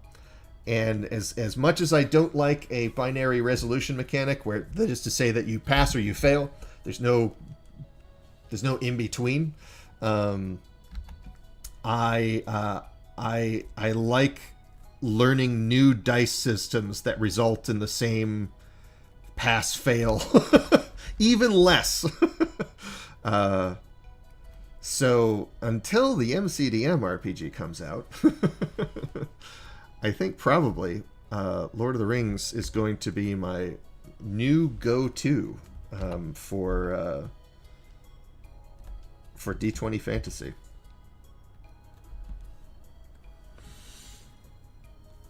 But yeah, I'm glad people enjoyed my little tangent into Scott McLoud land. One of I think the great art thinkers, had a huge influence on my early art career, and just like taking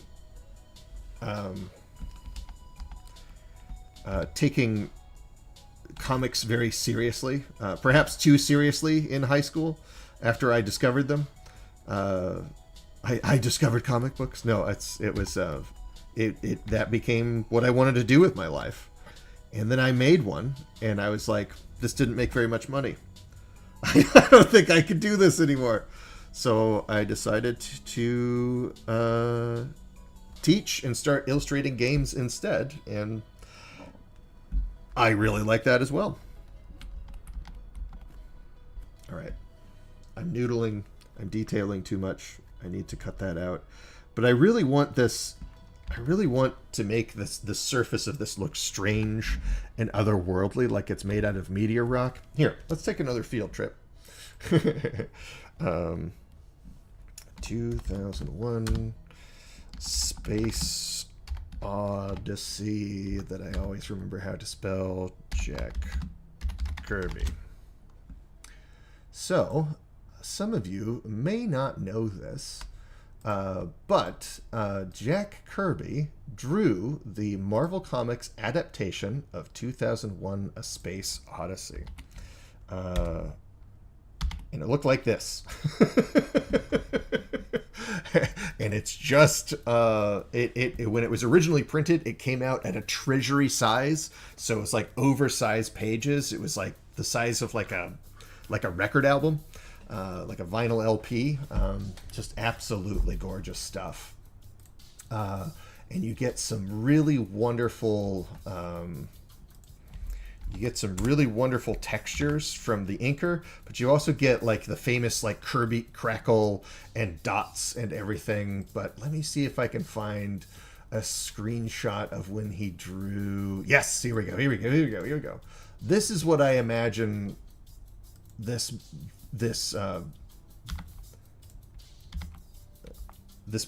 black obelisk of these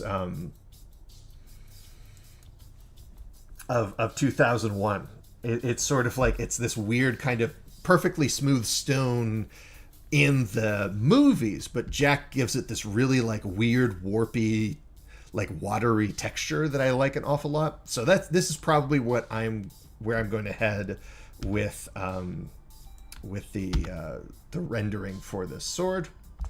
So I'm just going to put this down in the reference.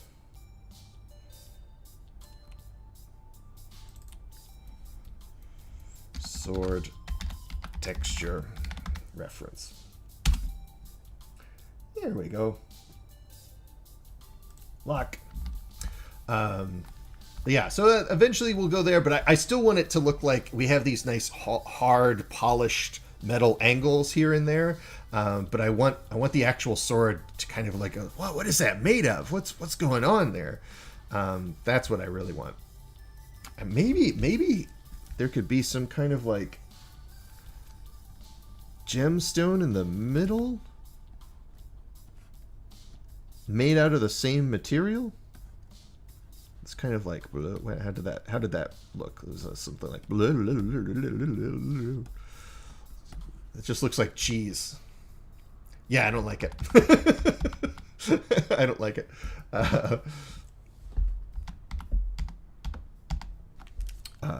But yeah, that's why God invented Control Z,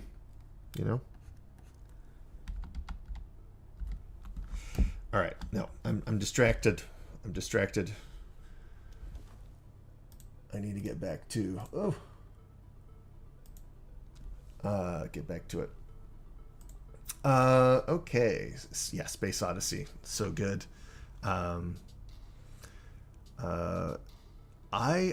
IRC. It was done alongside the book and the film. None of them had contact with each other, save for the basic plot. Yes, that is true. I don't know what IIRC means, but I am 40 years old. So, oh yes, Challengers of the Unknown, kind of a dry run for the Fantastic Four. Really interesting, kind of like, especially like issue 1 and 2 of Fantastic Four are basically just like Challengers of the Unknown. That's really interesting. If I recall correctly. Oh, thank you, David. Cameron is saying, I don't know if you plan to do this, but a super helpful trick with digital is how easily you can flip the canvas. Yeah, I need to put a hot button on this. I'm just used to not doing that, and I'm just kind of find... I need to save my work. Oh my goodness. All right. Where do I want to save this? I'm just going to save this in documents for now. I'll find it later. All right. Kirby dwarf. There we go. I'm just used to things looking weird. It's like it's never really bothered me that much, but let's give it a shot.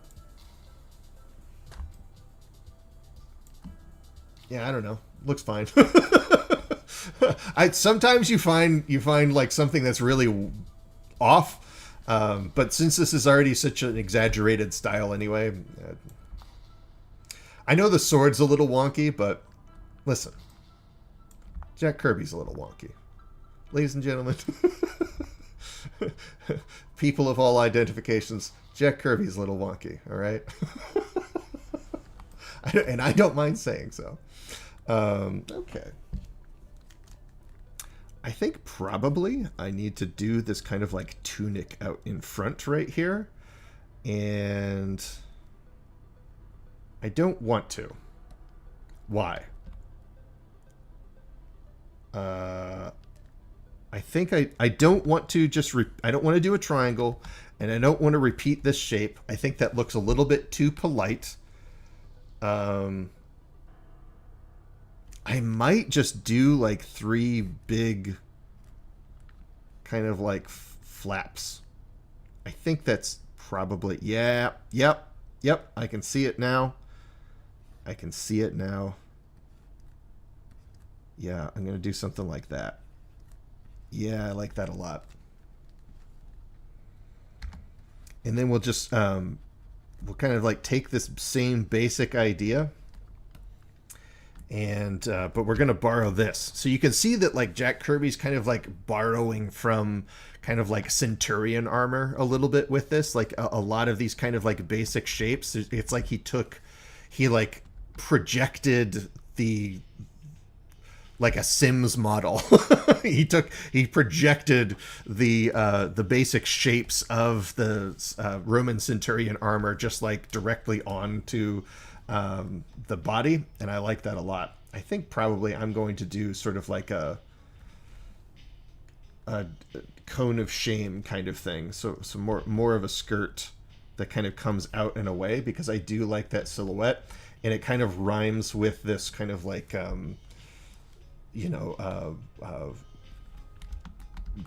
sort of like almost like samurai shape that we have here. Okay, stop fiddling. Focus. Focus, Kyle. You know, but what I might do is actually just like a couple more of these, like get a little bit more movement and like flap some of these out like that. So it's not going all the way across all of these little like armor flaps. I'm sure there's like a cool Latin name for them, but I don't know what it is. I don't think I like this one in back. I think we're getting rid of this one. But yeah, I like this a lot. And then do I want to add a little line in between? I think I do. And then do I want to do one of these? Yeah. I think I'm going to kind of like, just kind of almost like put in like piano keys just to break it up a little bit, add a tad more texture, a little bit more visual interest, without necessarily adding a lot of extra details to draw and keep track of. I like that. I like that a lot. I guess that's my catchphrase. It's just being conceited. I like that a lot.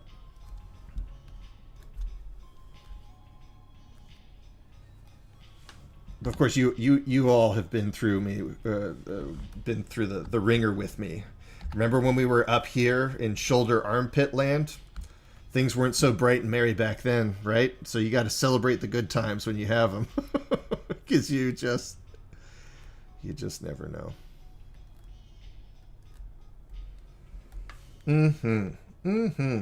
I like this. Probably what I would do is add a little bit of hatching. But I don't want to get crazy. I don't want to get lost in detail land when there's so much more drawing I need to do.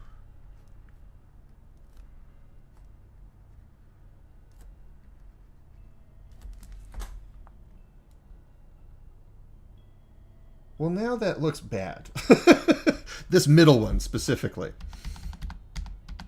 This middle one is not doing it for me, so we need to... we need something in the middle.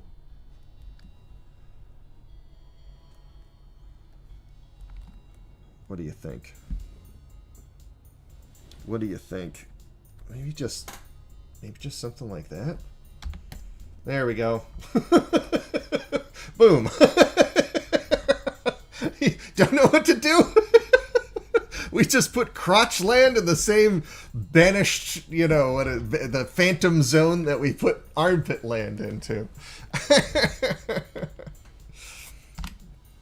Oh my goodness.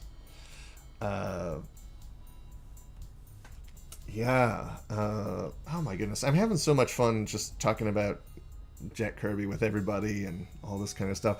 Oh, it's Ev. Hey. Oh my goodness. It's nice to see you. Yeah, I'm trying out a cintiq for the first time, and I'm kind of enjoying it, even. Ooh, I like that. Yeah, I think this is going really nicely. I think probably we would see a little bit of this nondescript pauldron kind of like coming out over on this end. It's a very exaggerated perspective. That's I say as if to convince myself. I think it needs to be more. I think it needs to come out like, boop, yeah, a little bit more, a little bit more. Yes, yes. It's very exact. It's like saying, it's like making a dish for someone that they don't like and then saying it's an acquired taste. You know, it's like it's an exaggerated perspective. Sure, Kyle, yeah. you just keep telling yourself that. I'm having such a good time. I really appreciate everybody stopping in. What is your posture like? Straight up in real life? Yeah, I'm trying to keep my posture as straight as possible. I mean, I have to lean over a little bit just to put my elbow on the table. So I'm kind of like straight up, but sort of like I draw right-handed. I could draw a picture. Here we go.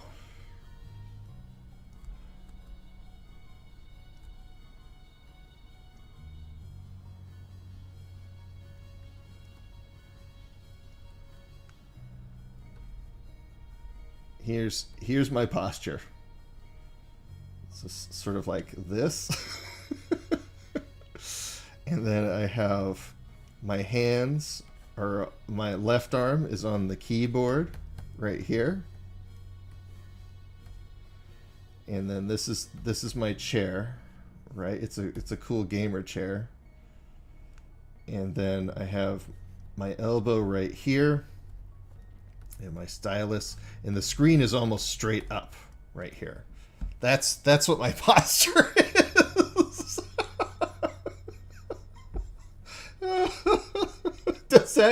Does that help? I don't know that it's the best posture to have, but it is the one that I do have. So there you go. You'll just have to take my word for it, I suppose.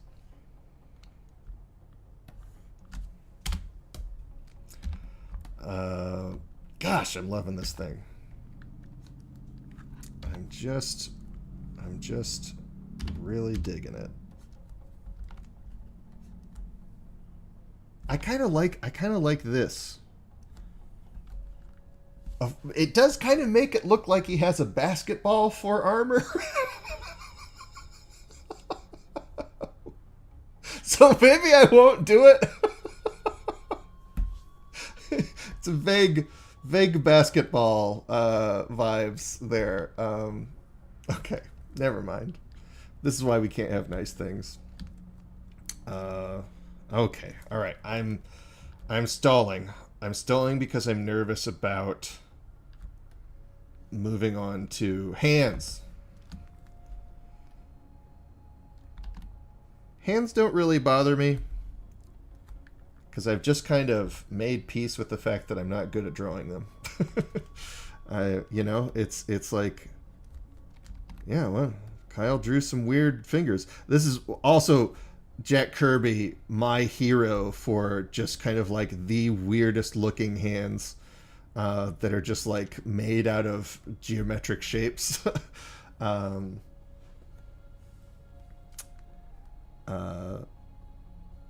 And then he'll just like, black out the fingertips or hatch them out or something like that. I try not to get too...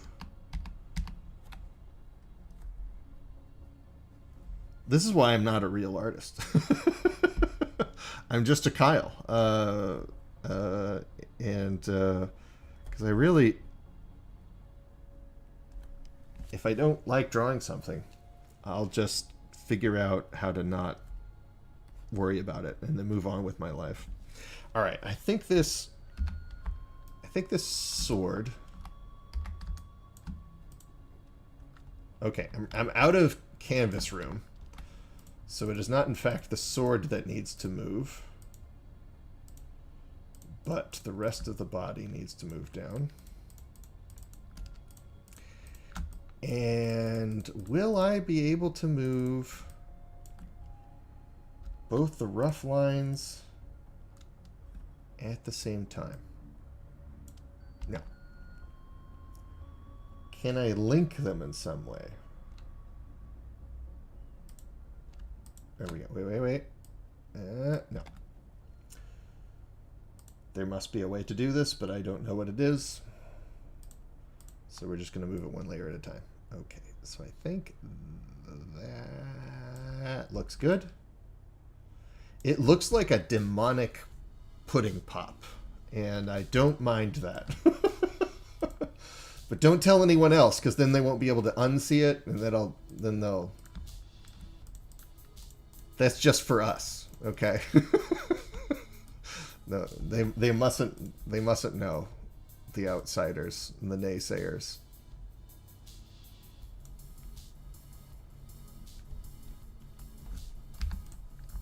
Perfect. Couldn't be better.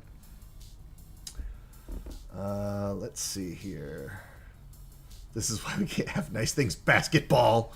Back when I wanted to be a comic artist, I drew hands by drawing regular prisms and then forgetting to update them later. Yeah, yeah, exactly.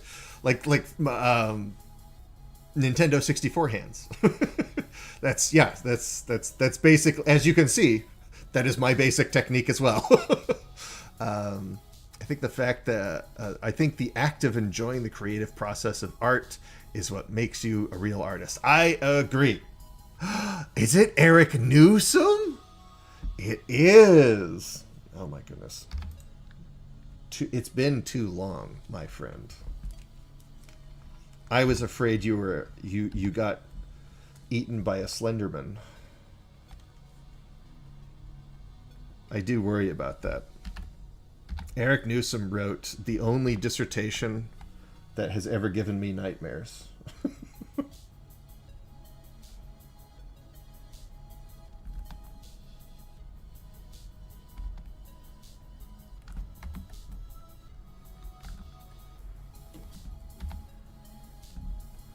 All right, I need to draw the bottom of this.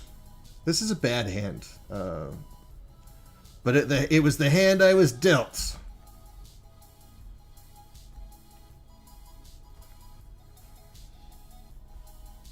And we're out here just vibing.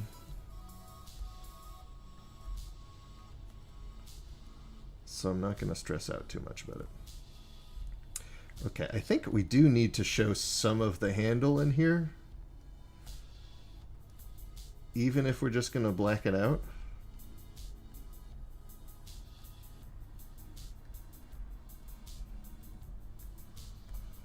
Yeah. I think that does it. Yeah, it's not bad. We'll go with it. We'll go with it.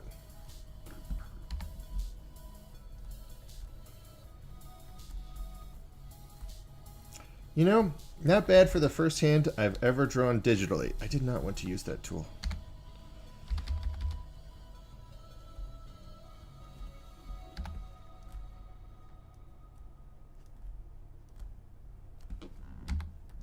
Yeah. Not too shabby.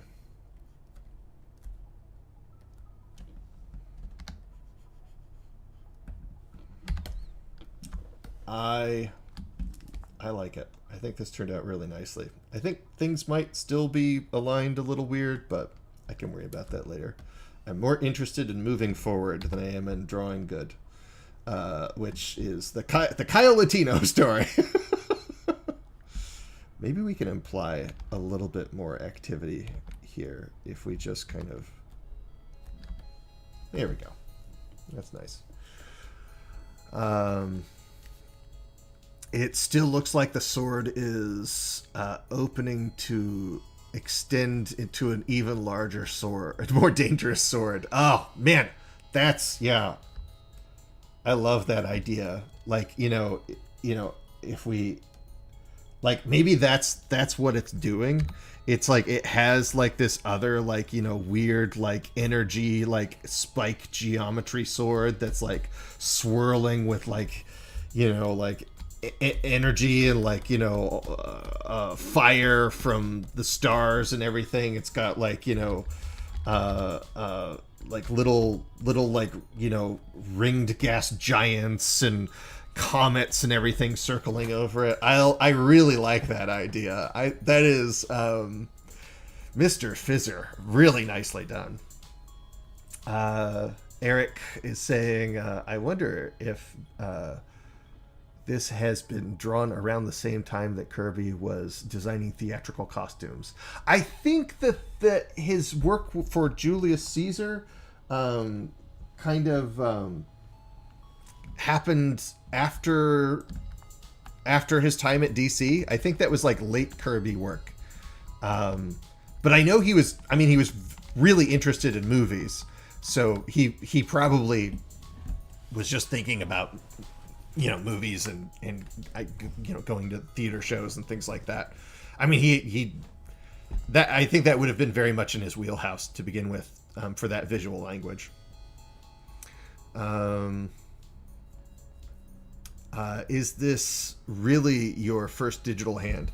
It's my first hand with the cintiq. I've done plenty of hands digitally. First, like I did storyboarding for Baldur's Gate 3 when it was still in early access, and so I drew lots and lots and lots of hands.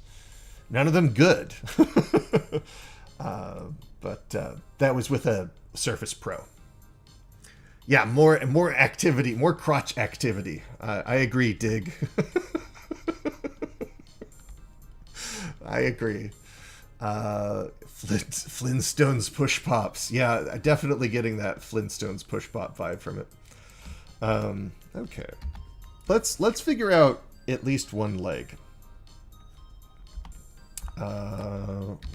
What was? I think it was 6. Yeah, it was 6. Okay, so I think I am just gonna straight up steal this boot. I think I'm gonna swipe that. I think that's what I'm gonna do.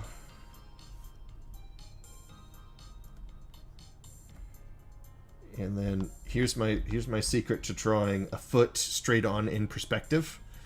Is you get the back heel, you get a little line for the back heel, and then you go zoop. In this case, a little less zoopy. And then, so we got the big toe right here, and then all the little toes right there. Probably that back heel is a little bit too far forward. So we'll draw this big swoop right here, and then the front of the boot. And then we'll just kind of like swing it back around. And when we erase all of our lines, it will look perfectly adequate. And then I'll just put in a couple of lines for contours. I think this probably needs to straighten out a little bit sooner. There we go. You know what I really want to give this guy is some Wolverine boots, you know? Like, I feel like he needs a little bit something, but I don't want it to get caught on all this. Ooh, maybe we do the Captain America boot. Yes, I like that. And then we could maybe, like, rhyme some of these. Yeah, I like that. I like that a lot. So we'll put this down below the knee, and then we'll get a little bit of that action going here. Yes, yes, yes. All must have prizes. This looks a little weird because the boot's covering up too much. The boot flap. But these boot flaps that were on famously on Captain America are so handy for adding just a little bit of extra movement and extra contours, which really help kind of reconnoiter all of the curves that can all run into each other when you're drawing legs. So that's, I mean, oftentimes you will see Kirby putting in lots of contours on his leggings. The shield can have wings. Ooh, I like that idea. Oh, Dig says, also before I forget, I had a few minutes ago, when you finish Priest, we got to talk. Yeah, absolutely. I would love to. I'm really near the end, and in fact, I might finish it tonight. We'll see how long I decide to keep streaming. But it's been 2 hours already, but I'm still having a great time. I think I need to get another drink of water here.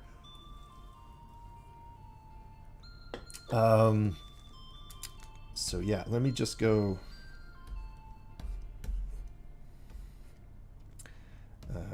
Getting.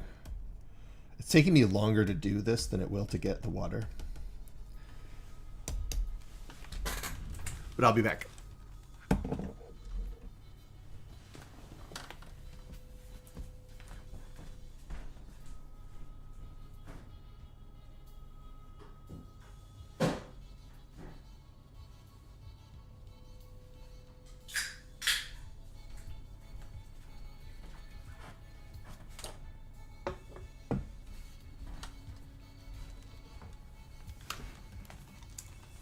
There we go.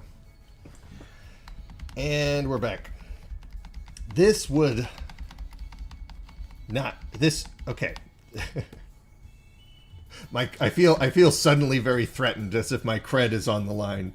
I usually draw a lot faster than this. Oh no, what happened? I didn't lock layers. Where is this? Why is that on its own layer? Oh, this had all the sparkles on it and everything. I'll just condense that down. Cool. I'm normally a lot faster than this, everyone. Oh, thank you, Dig. That means, yeah, it's ASMR time. Look out, everyone. No, I won't do that. That's gross. I'm so sorry. I backed out. Everyone.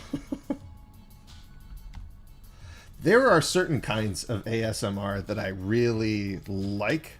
There's one of like this guy raking a Zen garden for like an hour and a half.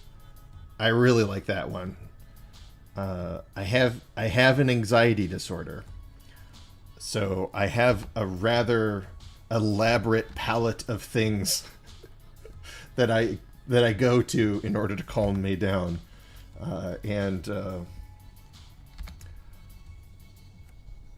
ASMR as a kind of like an interesting sort of like emergent sound art form is kind of interesting to me.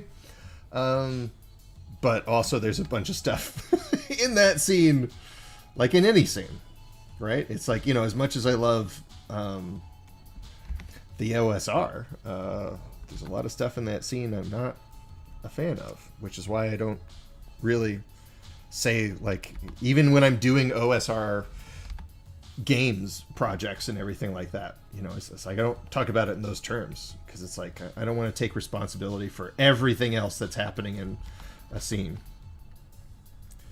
that I'm a part of.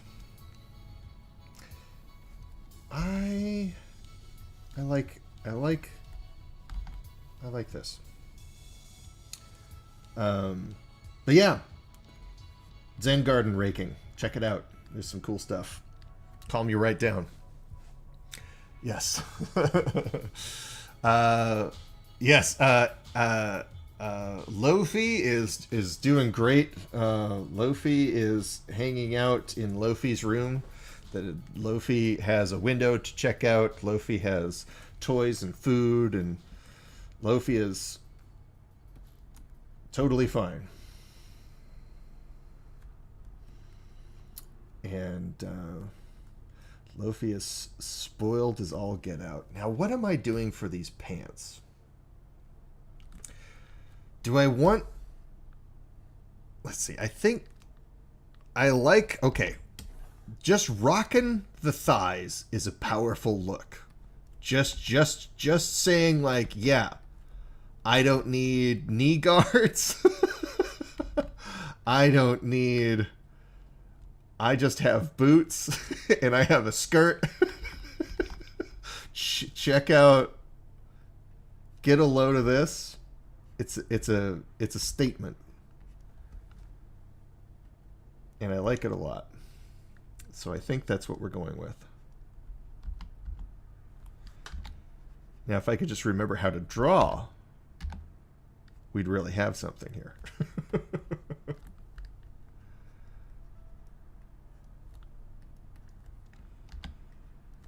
Oh my goodness. Yeah, that's not bad. That's not bad at all. Okay, I have to... we are so close. I think I'm going to at least put, like, some colors on this tonight. I think we're going all the way. I'm feeling that momentum build as we get further with this.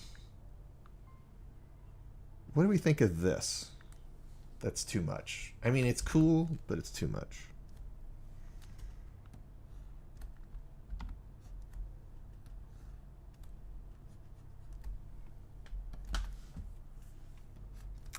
Yeah, I have to say, really impressed with the cintiq. If anything, like, the cintiq is sort of like, it's kind of like too good in how closely it is. Oh, I see a problem. Because I want to bury this in shadow.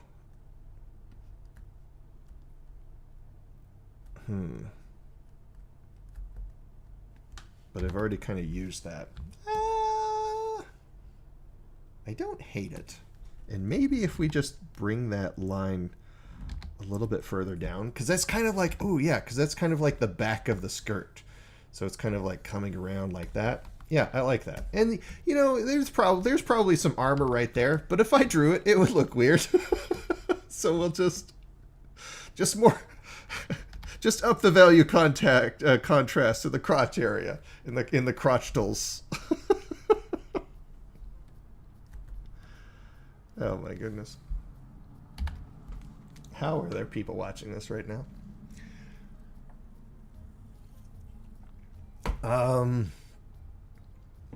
Let's see. Powerful knees. Yeah. Cannot wait for the insanity of the color palette is going to be. Yes, none will be prepared for the oversaturated palette that I will curse upon your eyes. All right. It's okay. Here, I'm contorting my body when I should just be moving what's on the screen. Zoop, zoop, zoop.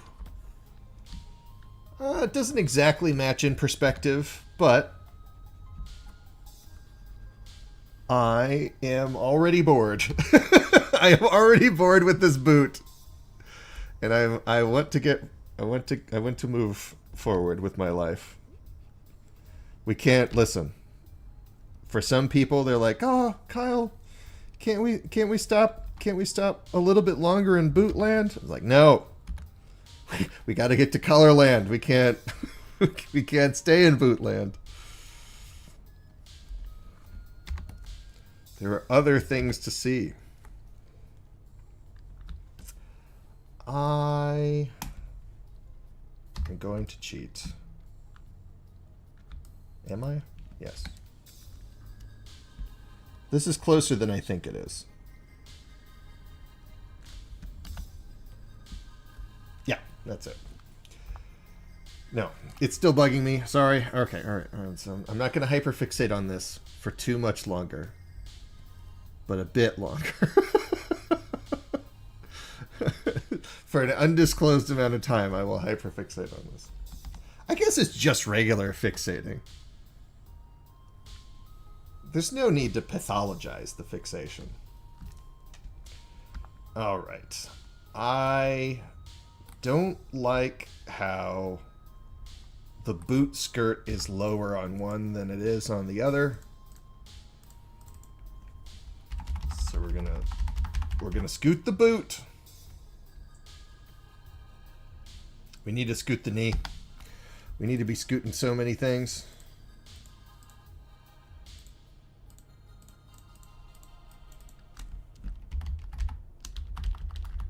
Yeah. That's it. That's all the bootings and scootings we really needed.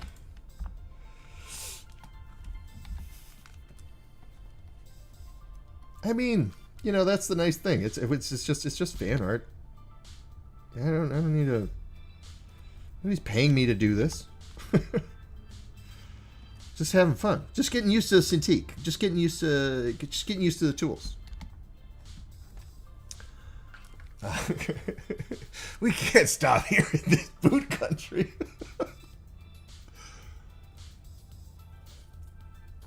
This is a bootland. It's a silly place.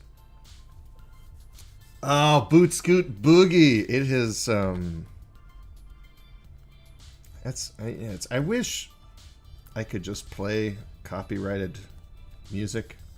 This is the stuff that we've been listening to is from Lifeformed, which is in the Creative Commons. But I really wish I could play Brian Williams' Smile right now. I love that album. Okay. Time for some more half-assed hands.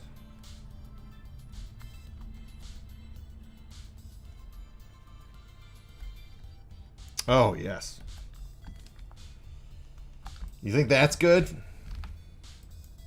Imagine if I full-assed it instead of half-assing it. The mind reels to think of it.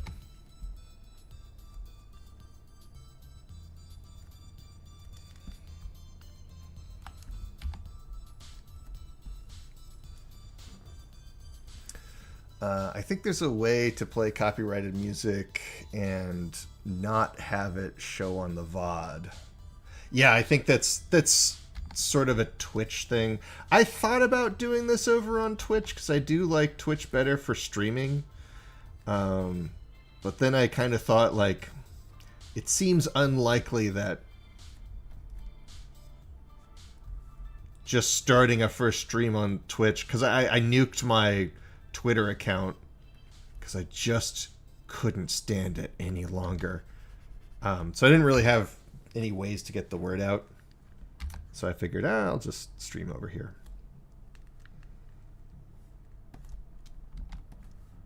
And so far, there hasn't really been a difference. Although I hear the moderation tools for Twitch are a lot better. And I'm positive that is true because they are almost non-existent here. But so far, it has not been an issue. YouTube told me nothing. Yeah, unsurprising. But neither would Twitch, really. I mean, I guess if you were subscribed to me, it might send you a push notification, but there's this whole... So I found out relatively recently, and I don't know how to break this to you guys, but apparently what I've been doing is called dungeon tubing. when one tubes about Dungeons and Dragons, it is called dungeon tubing. I'm a dungeon tuber. There's all this fuss about the algorithm, and ever since the OGL nonsense a year ago, you know, it's been nonstop clickbait from fellow dungeon tubers, and they're all mad about it now. It's like, well, you did that. That was your fault. You ruined the dungeon tubes for everyone. I didn't do it. You did it.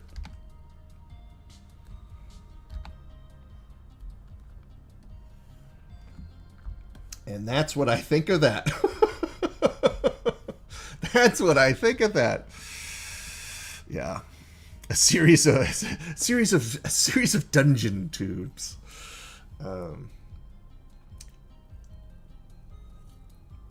Spikes and wings to echo the... Okay, so the wings, we're still talking about the sword, right?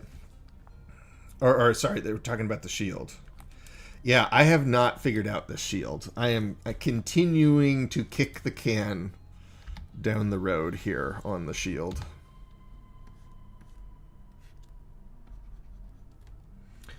But yeah, my whole thing about dungeon tubing and the algorithm is being a YouTuber seems like a bad job that kind of makes you have to be a clown that says things that you don't want to say. In which case, I don't know why anybody wants to do it. It seems like an awful way to make a living, and very difficult. It's not, yeah. So I don't envy people who do that. But if you're using it like I am to sort of like, you know, I want to talk about stuff, nothing stopping you from doing that. You might not do the numbers, as they say, but is that really what it's all about? You know, if you're not doing it full time, yes, you can get bigger numbers by doing different things, but then you end up talking to people that you don't want to talk to, and you end up making things that you don't want to make. So why do it? Don't understand it. There's a lot easier ways to make a buck. That's all I got to say about that. Here's the point crawls. Time for tube crawls. Ooh, I'm with you. I like this a lot. Yeah, it really reminds me. Here, let's take another field trip. When I heard somebody call dungeon tubing, I immediately thought of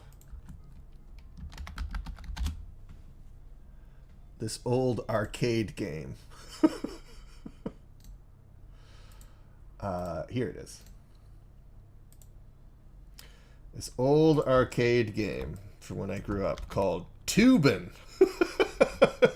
And it was a racing game where you would be going down this river, and you would click on one button to paddle with your right hand, on another panel to paddle with your left hand, and you'd go down these obstacle courses. This is what it looked like right here. This was Tubin'. So yeah, now you know.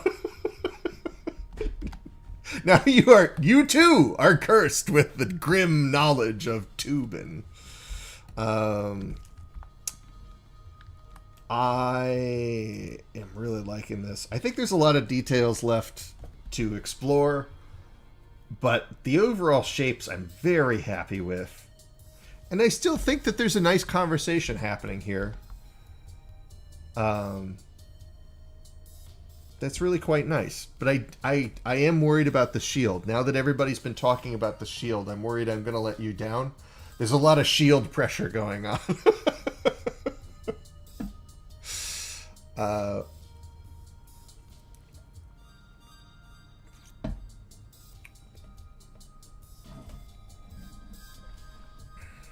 Lots of interesting discussion happening in the chat. I'm just catching up. So Dig says, I will also note that it seems like a lot of people who are making their careers on YouTube, it's because the previous industry they were in, it was toxic, and they just talk about that here instead. Yeah, exactly. Right. It's just like, you're just spreading it around. If I understand you correctly. Yeah, it's just like, oh, it's so much nicer here than where I was. And then you just kind of like continue to, then you just spread the pollutants to this new spot.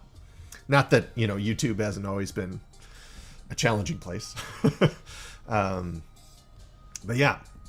And then Cameron says, that's super interesting, and your view on YouTube is how I feel about making art. I want to make art for myself and to do it because I love it. Yeah, I think more people should do that. Just like more people should write poems because they want to see the poems that they'll come up with, right? It's the best reason to make art. Now, if you're trying to make a living at art, you'll have to probably take in some other things into consideration. That's very different, kind of making the jump from I'm doing this for myself. There was once a critique I was in. I had something of a reputation when I was in my MFA program for being tough to critique with, because I would talk, which is always a dangerous thing. But this guy, he did all these paintings of kind of taking images from the news and kind of like making this montage out of it.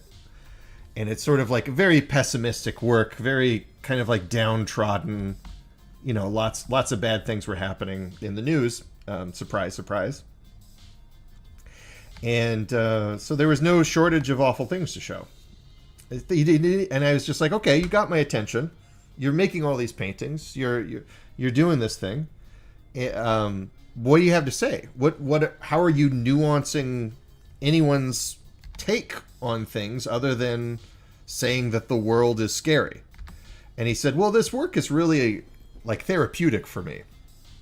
And I said, that's good, but why, if that's it, why show it to anybody? Right? So that's, making art for yourself, absolutely great. It's wonderful. It's the first and best reason to make anything at all, is because you want to see how it'll turn out.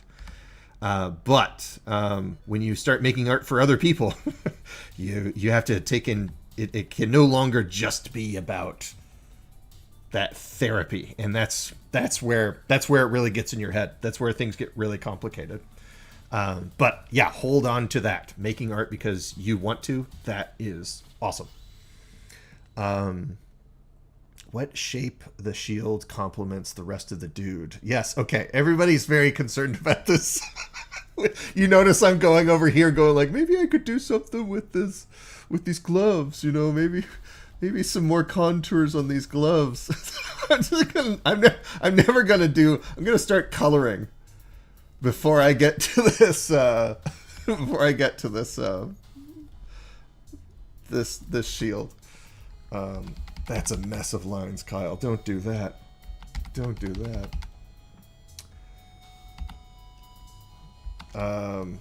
All right.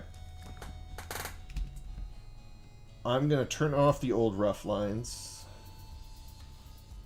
Actually, no. I don't actually need any of these rough lines anymore. I need this layer, though. So I'm going to delete those rough lines and draw some new rough lines. Okay. So okay, so let's take a bird's eye view. Let's take a thorough inventory of the shapes that we already have. Right? So if we complement the sword, that might make our, we kind of have this like big anvil kind of hourglass shape for the shield, which I quite like.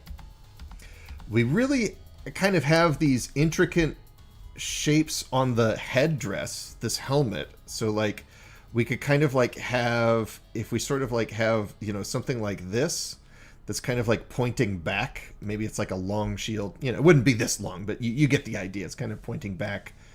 That's not a bad idea, because I don't like how lonely these shapes are. I don't mind having, because there's enough of a conversation with some of these more geometric shapes otherwheres, and drawing a lot of emphasis to the head isn't a bad idea.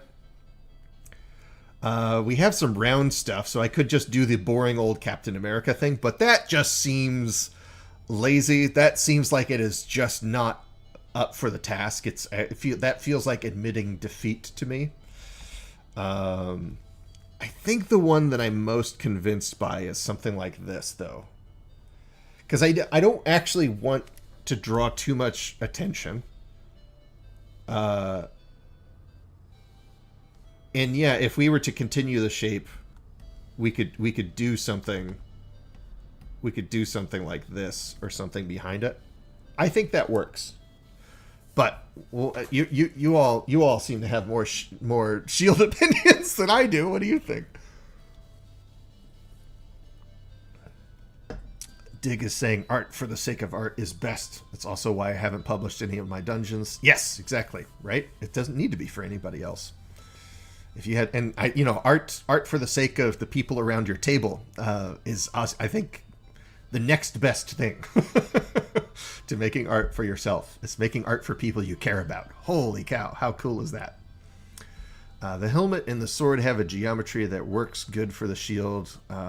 Take it to the bridge. Ooh, I like that. I like it's a nice turn of phrase. The shield could just be big enough for the background. Yeah, maybe it's just like it's a tower shield. It's just like, yeah. It's a big beefy boy shield. It's like he can hide like 2 other team members behind it. That's it. Okay, I know I was joking, but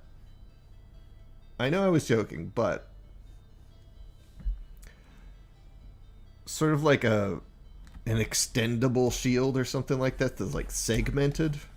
They can kind of like, it's like wraps around. There's a really cool idea there. I don't know that we're going to crack it today, but that's a really cool idea. You don't need ideas.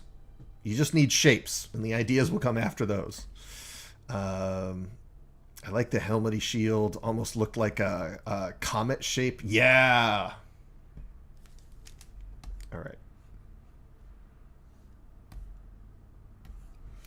Yeah, I think if the shield wasn't behind him, I think I would be more into this. I think I'm more of a fan of the big, like, broad hourglass shape, because I kind of need it to stick in the background and not draw too much attention, because I don't want it to be stealing the thunder of kind of like our foreground elements.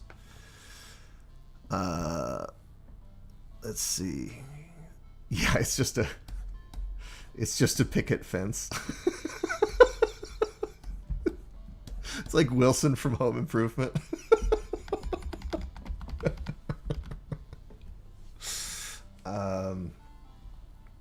Sable is saying, I created an order of knights that wore bird-styled armor and carried a shield in each hand that was shaped like a wing. That's really cool.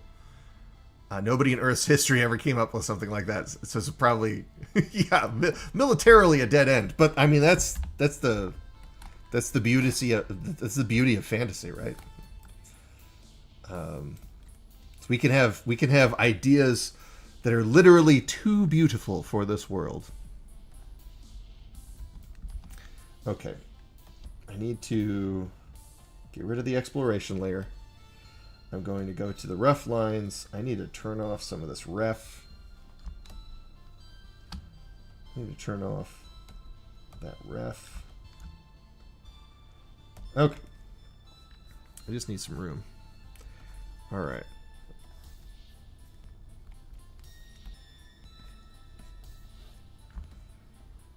All right, that's not bad. But I seem unconvinced, don't I?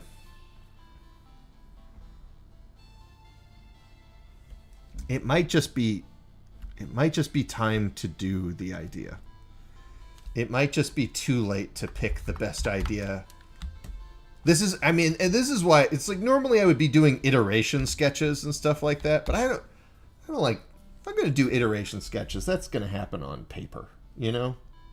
Having ideas like this in the moment is like, you know, weak. It's weak stuff. It's a real artist would have come with a plan.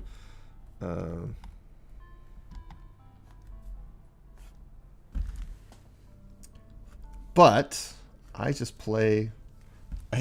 I'm not a real artist. I just play one on Dungeon Tube.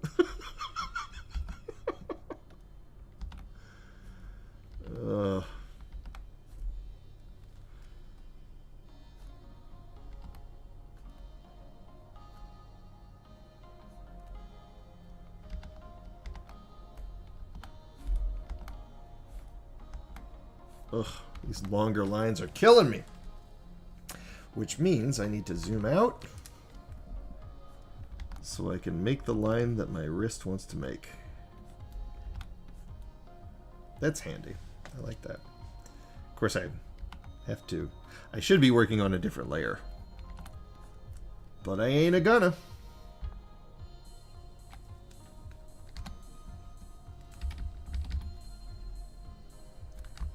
I ain't a gonna.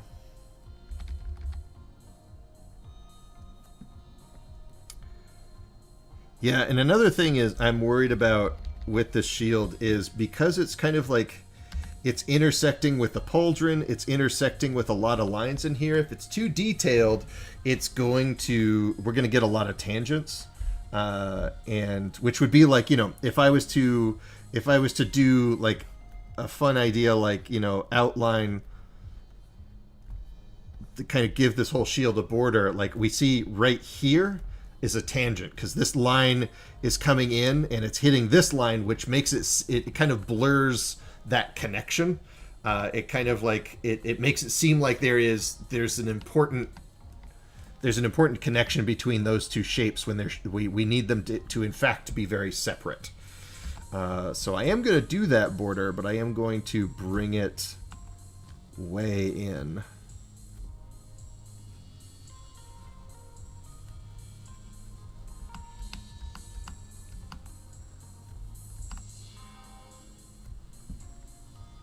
And then probably I'm going to do some like cool rivets or something like that on the outside of it.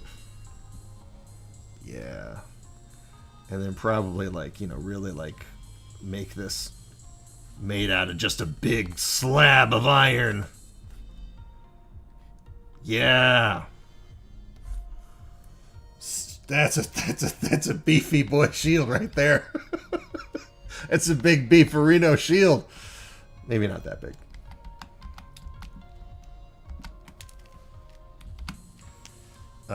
But here's the fun thing I can do, is I like all those lines. They're just a little bit too far to the left. So now I can just scoot them.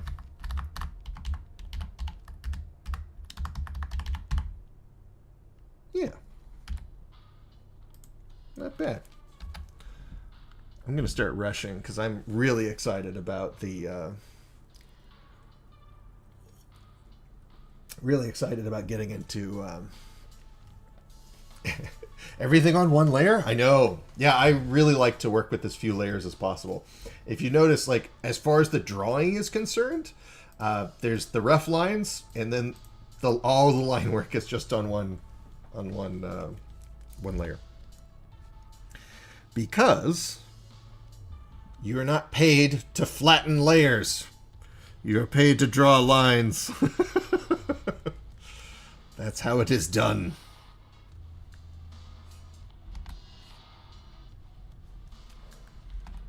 Get this kind of like octagon shape on the inside of this. We'll just be careful, get that extra perspective in there. Yeah. And then we'll do some rivets. Do I like that?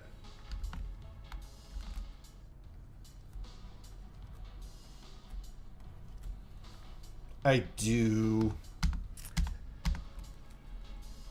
I'm not totally convinced, but it'll work.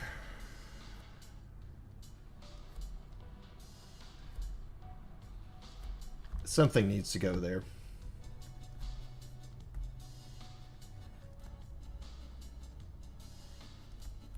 Oh no. The angle's all off. Okay, so fun fact about drawing ellipsis in perspective. So we got our horizon line right here, and we want to draw a cylinder kind of coming out from this horizon line, right? So one would think you would just draw kind of like, you know, a circle right here and a circle right here and connect the two. But this is not how you want to do things. In fact, what you want to do is figure out what the axis is for that, you know, what line is receding to the vanishing point. And then you want the shortest ends. So like if we were to take a look at this ellipse right here, the shortest point between these two ends is right here. We want the axis to line up with those shortest 2 points. So here we would have something like this. So right here and here is our two shortest points. And then we would draw the rest of that, and so on and so forth. So this is a little too squished, but you get the general idea. So you want to, the ellipse needs to match to the kind of receding line. And if you remember correctly, so we sort of like have a bizarre pushed perspective that's coming here. So it's almost like we have a vanishing point right here and here that we're implying with the kind of like the makeup of the shield right here. So that would mean that these ellipses need to recede down this way, but these rivets down here need to recede in the opposite direction, which is why if I just kind of like, if I take this exact ellipse and put it right here, it doesn't look right. It doesn't look right at all. We must change the perspective on that rivet. So even if you're not drawing a lot of detail, internalizing the rules of linear perspective will just help your drawing be that much nicer. I mean, this is the nicest drawing I've ever done. I mean, I can draw better than this, y'all. Now I get really defensive. I launch into a big talk about how to properly draw ellipses in perspective, and then I'm like, well, this drawing sucks.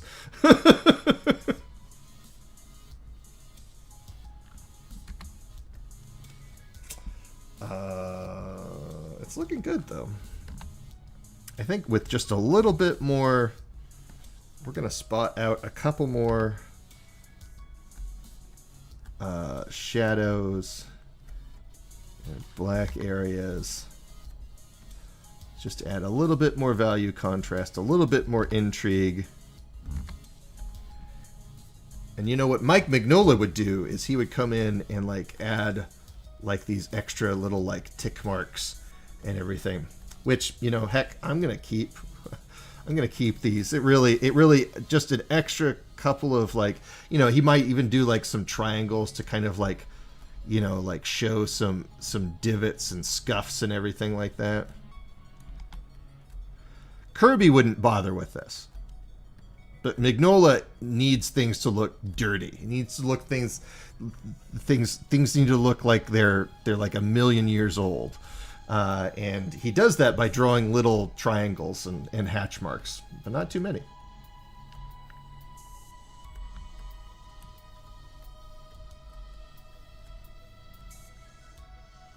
All right, steering a little bit away from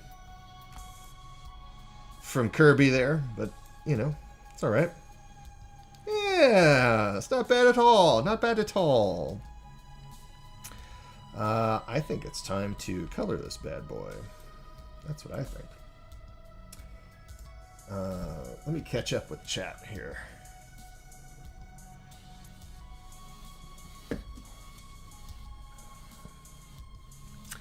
The semi-minor axis aligns with the vanishing lines. Yes, that's actually a tip I've never seen before. Yeah, I think Sean Murphy did a little tutorial about it on Twitter one day, and that's how I learned about it. Yeah, David, zoop that right into your brain.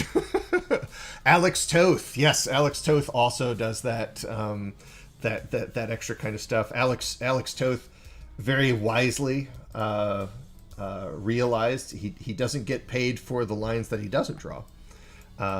Although he actually did a lot more underdrawing than you would expect for how polished the finish was, but still, not a fussy, detailed drawer, Alex Toth. Okay, I think I might need a little bit more hatching before this. I think some of you maybe joined after this, but I did kind of like practice a little head earlier. So I don't know that we're going to go with that exact color scheme, but that's kind of where we're headed with some of this. I'll just keep the head kind of turned on because I like it. All the layers in the head are locked, so I have to unlock them if I'm going to move the head. I'm going to put that over here. Okay.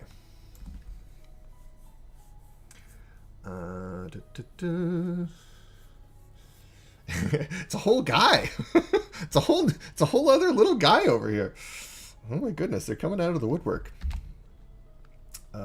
So yeah, I was okay. We're moving on.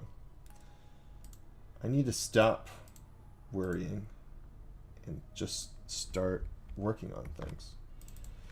So I'm going to put this in here, and I'm going to call this figure, and I'm going to make a new layer, and we're going to call this flats. And I'm going to lock the layers I'm not using. And I'm... Okay. Let's open up the ref. Okay. So this is what we got here. We got purple eyes, kind of purpley skin. Oh, look at this. So we have kind of, if we look at our, can I change this to a color wheel? Can I, here. Color wheel. This will be fun. We're going to have another little field trip here. Okay, so if we look at this, now we're not going to talk about the whole composition, but I just want to talk about this color scheme that we have for this character. So we kind of have like this. So we have kind of purpley skin right here. Here, we have kind of purpley skin right here. And we have kind of like this blue kind of highlight from this energy. We also have some crackling, kind of like blue energy coming off the mace or whatever that's kind of like off screen. So we kind of like have a lot going on right here. So what color do we make the armor? Silver? Nah, notice we get very subtle, it's very desaturated, kind of like brassy gold, right? And that gives us a nice kind of like split complement. So we got blues, we got purples, and then we kind of like have this nice little balanced pyramid that's happening right here. Now, a lot of times if you have just a complementary color scheme, it looks very shocking, right? So if we had like purple skin and yellow gold armor, this looks like high school colors, right? It's very eye-catching. But it looks like a marching band because they're all oversaturated.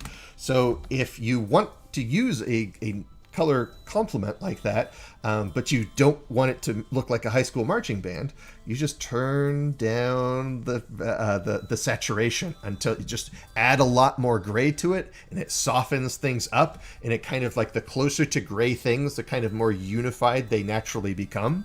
And then you get little extra pops of I hate that word, but you get these extra nuggets of color right here in the eyes, very saturated, kind of magenta in the eyes, much more saturated purple gemstone in there, much more saturated cyan in the reflected light and in the light sources and things like that. So yeah, I mean, this is digital painters have to understand that on an instinctual level that I just rarely ever get to.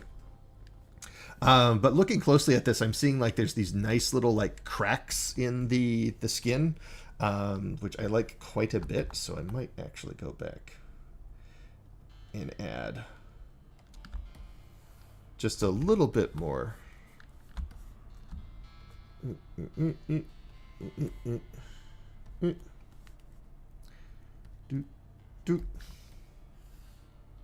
It doesn't have to be much. Ooh, but these knees, though. Remember these knees? These are the bee's knees. Yeah,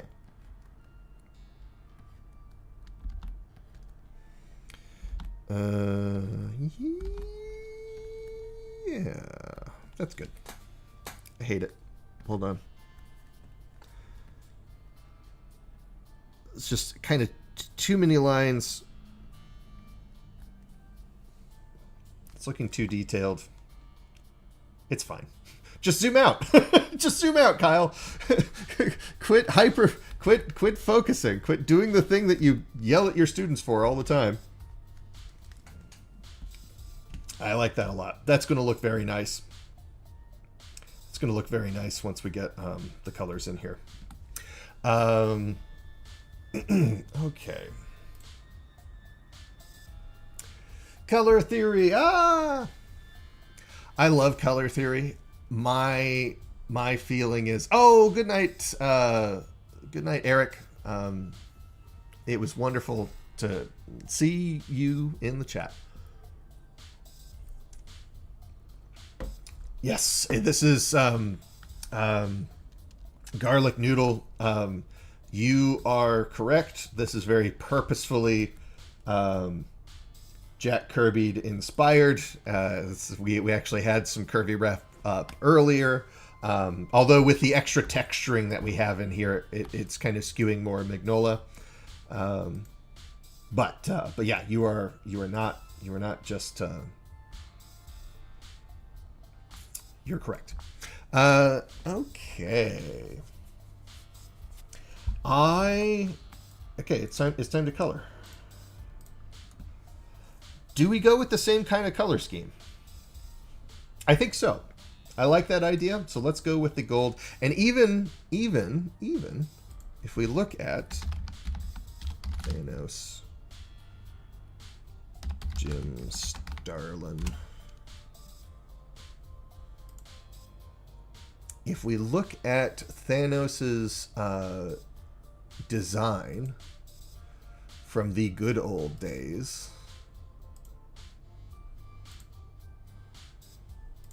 here we go.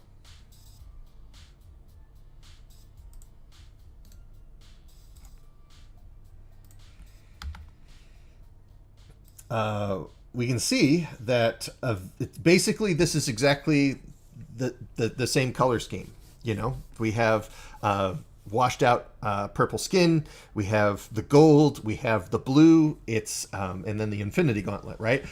It's the same color scheme that we have over here, but it's just like way more blown out. It's way more comic booky. And of course, you know, the blues are in different places, and we kind of like don't have quite as much yellow and all this kind of stuff. But still, like, you know, it's all you do. You desaturate it, and you kind of bring it into closer unity with the orange background and everything.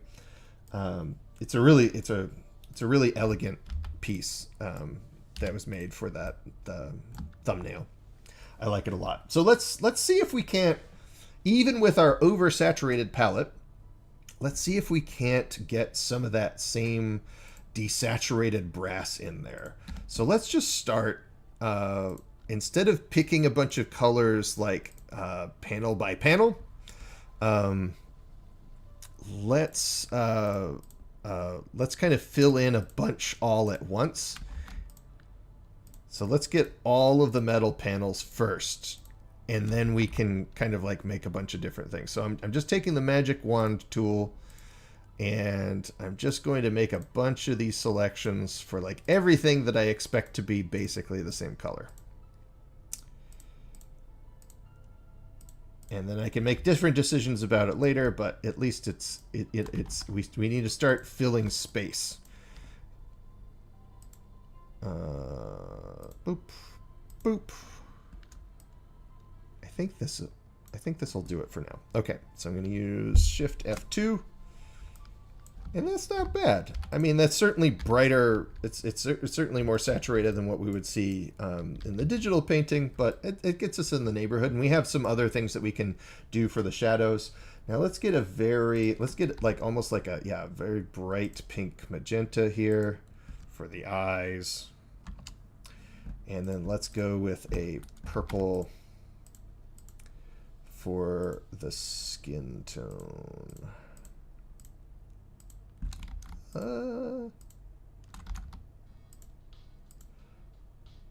Okay. Don't forget those knees. Powerful. Like Magnus Robot Fighter. A comic book oh, wait, let's get the... I'll show you Magnus Robot Fighter in a bit. Let's get the color I want. Alright, I don't love this exact color that I used, but sometimes, you know, especially when you're dealing with more desaturated colors, you really got to put them next to each other to know how you're going to feel. And it's really simple once you get all of your colors filled in and down to make different decisions as you go.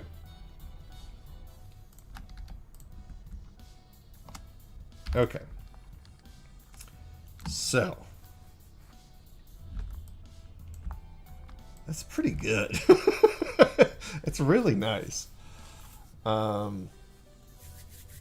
like this a lot. But I was going to talk to you about Magnus Robot Fighter. So Magnus Robot Fighter was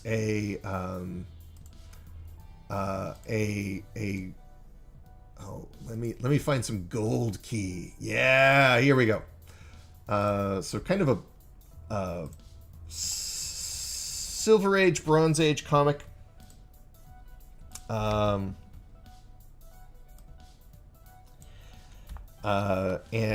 Gold Key had these wonderful acrylic paintings for their colors and everything like that. But yeah, this guy would just like karate chop robots. That was his whole thing. He was raised by a robot, so he knew where all those their weak points were, and he would just karate chop robots in half, and it was great. And if you're looking at this costume and you're thinking, this kind of just looks like Zap Brannigan, that's because Zap Brannigan from Futurama was designed as a specific reference to this bizarre tunic, this high-cut tunic that Magnus Robot Fighter had. So there you go. And yeah, that's just like showing thighs to your enemy is, I think, it's a brave move, you know. And I you know, we're not quite in Magnus Robot Fighter land with our thighs, but they're there in a different kind of action shot. It could be there, you know.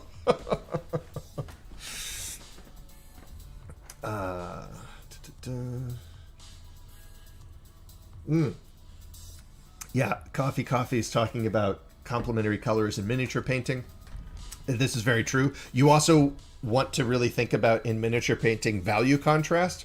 We don't have to worry about value contrast as much here in our work because we have all these heavy black lines. And so it's like a lot of our value contrast is taken care of in the inks. This is Alex Toth would talk about, he would talk about his inks as colorist proofing his work.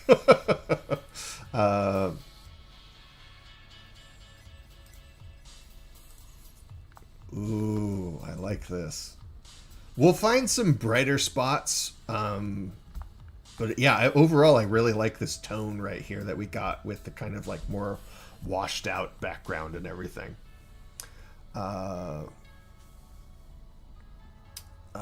Oh yeah, Dig. You got to check out Magnus Robot Fighter. You got it. It's at least look up all the Gold Key covers. It's great stuff.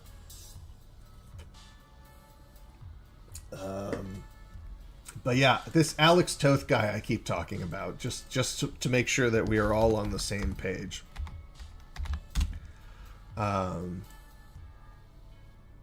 So he's probably most famous for doing the model sheets for several Hanna-Barbera cartoon shows, including Space Ghost. So a lot of these like very like boiled down, kind of like here's some bad guys from Johnny Quest was a very like Alex Toth run show.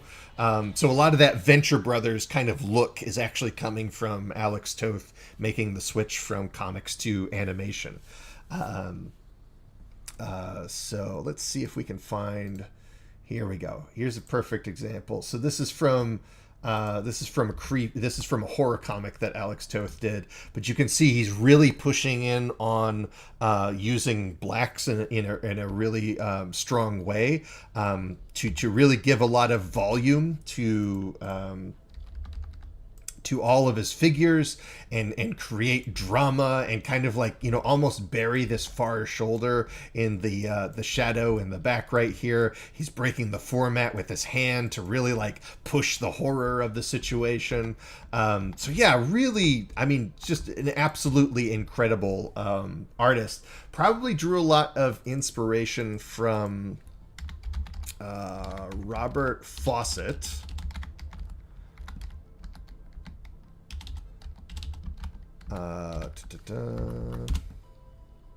So Robert Fawcett did all of these really wonderful illustrations for like Sherlock Holmes and other kinds of sort of like illustrated short stories and things like that. So this is a piece by Robert Fawcett, and you can see there's a kind of a similar treatment of value between these two artists right here. But so Alex Toth would kind of use all of his deepest values to make sure that no matter what the colorist did with this page, it would still read well. It would still work.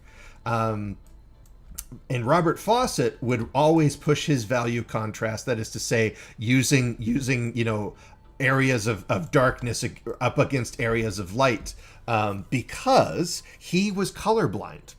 He had no, when he was picking his inks to color this work, he had no idea. His wife had to tell him what looked good. And they would plan out like a little color swatch before he actually applied the color ink to his work. But the thing that he knew he could control, and the thing he knew he could count on, was the value contrast. So that's why he has all these like really luscious shadows, and like it really dominates the composition. Is because that was the thing that he knew he could control.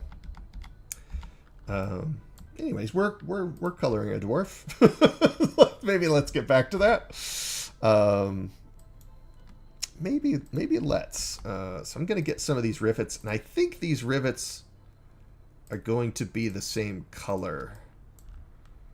I think probably this big border for the shield is going to be a different color. I don't know what that's going to be. I'm a little worried because I don't want it to run into the armor. I don't want it to kind of bite the armor's style, so to speak. Perhaps I'm using that lingo correctly. Who could say for sure? Ooh, yeah, and I wanted to kind of like imply that there were these kind of like middle discs on the... Did I draw enough fingers on this? Don't look at it too closely. Don't count the fingers. We got to move on. We can't sit here and talk about fingers all day. Come on. You kidding me?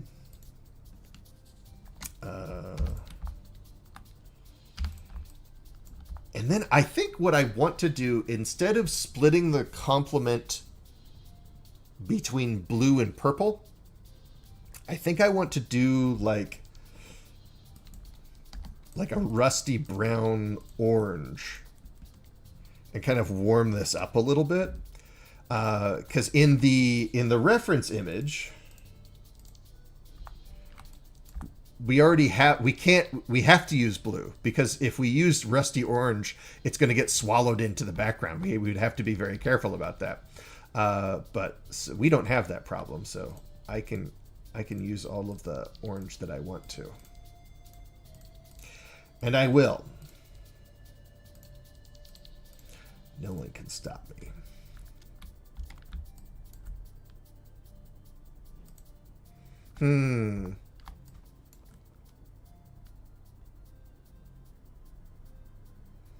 Now I'm seeing that I'm using these straps right here are kind of like the same color as the straps that I need for the shield here.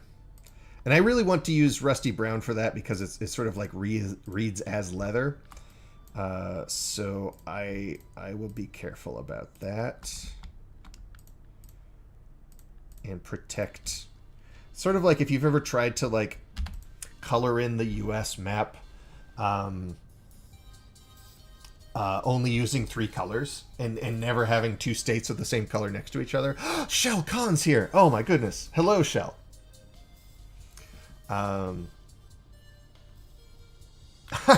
Dig, I'm so glad that you are enjoying the deep cuts tonight. Oh, it's so good to see you, Shell.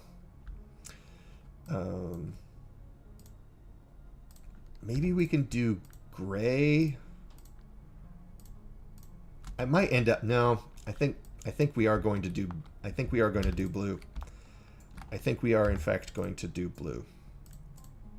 The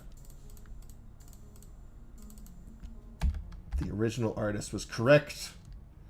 I was a fool for trying to go my own way with it. An absolute fool. Who am I? Now the trick is, can I find a blue that I like on here? You know what? Okay, I think I was right. I think we're okay, and we can change some of these flat areas to kind of like imply light source and everything in a bit, but I want to finish my flats before I get into all that. Yes, here's what we'll do. We'll do this darker brown for the hand, so we'll have a bit of value contrast there. Yes, yes. It's all coming together.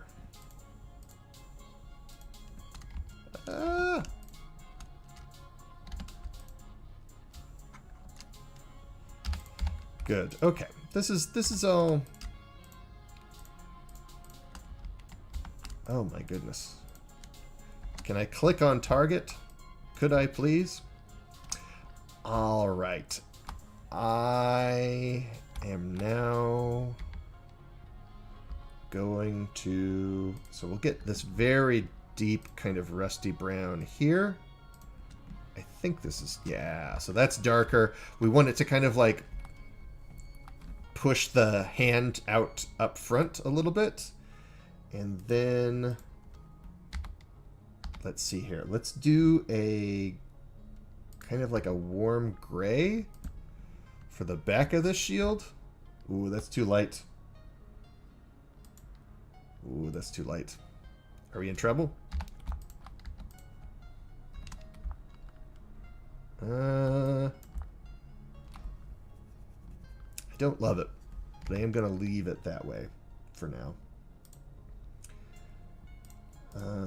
Okay. Let's start bringing some value contrast into the face. area. There we go.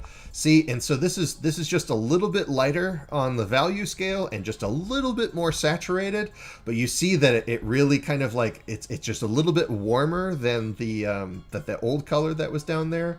I like this a lot. Okay.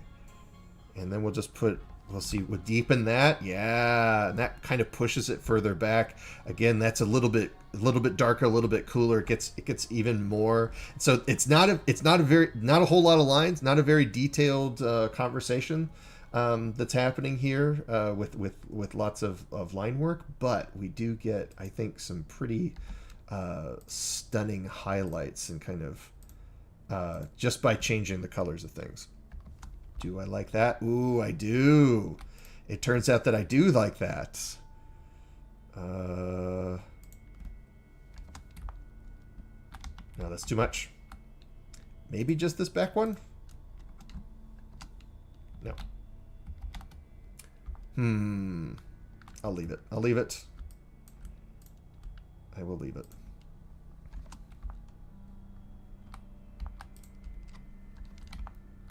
Yes, this is good. Okay, so we'll get the whole front of this tummy right here.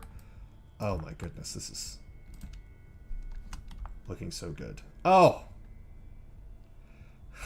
It's all coming together.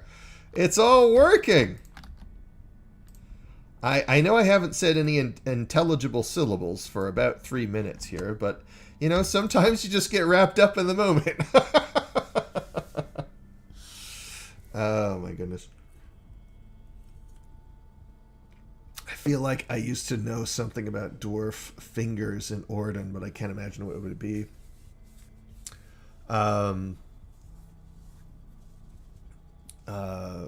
You're getting a little bit of a spotlight of above feel now. Yeah, that's kind of what I want. It's like I want to sort of like imply light source without really actually making any big decisions about it. I want to see if I can get like if I can kind of get it for free, so to speak.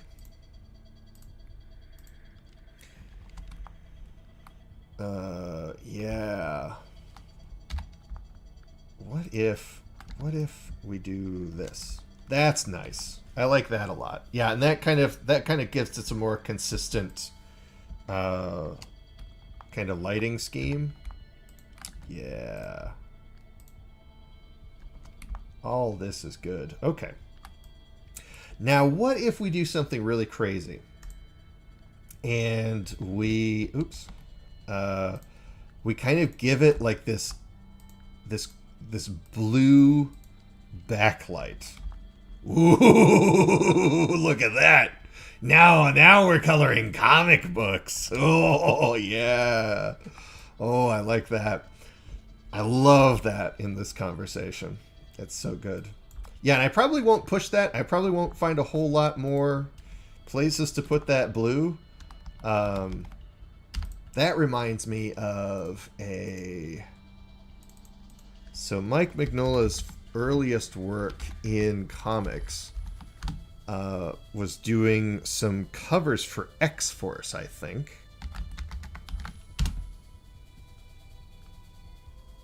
Yeah. Yeah. See if I can find this. Oh, it does not actually have an example of what I'm of what I'm doing right here. But we should look at it anyway because it's fun. So I'll just paste that in here. So this is some of Mike Mignola's earliest work before Hellboy or anything like that. But you can already see a lot of his proclivities are starting to show through. A lot of his compositional flourishes are already happening. But it's a much less subtle palette than what Cameron Stewart is doing with Hellboy these days. That's for certain. But it works really well. Even as saturated as it is. But yeah, this is kind of like, not that I study these kinds of colors, but it's just like how I really like the coloring of comics at this time when they're done they're done with care, which they all weren't always, but yeah. I have no idea who wrote any of those comics, or if they're any good at all.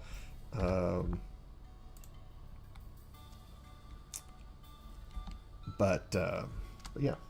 Okay, here we go. Back to flats. Back to flats. And then because I'm using... Because I'm using...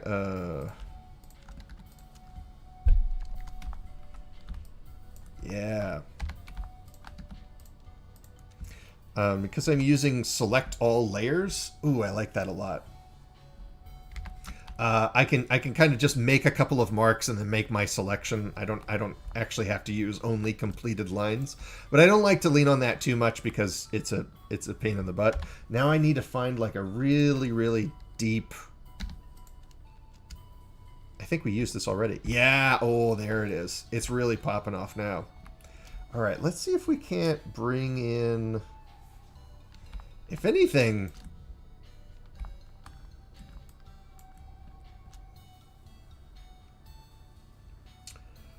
I know I'm just speaking in sentence fragments here. Just bear with me. Sorry, I'm thinking about a lot of things. I have many important decisions weighing on my brain. Let's see here.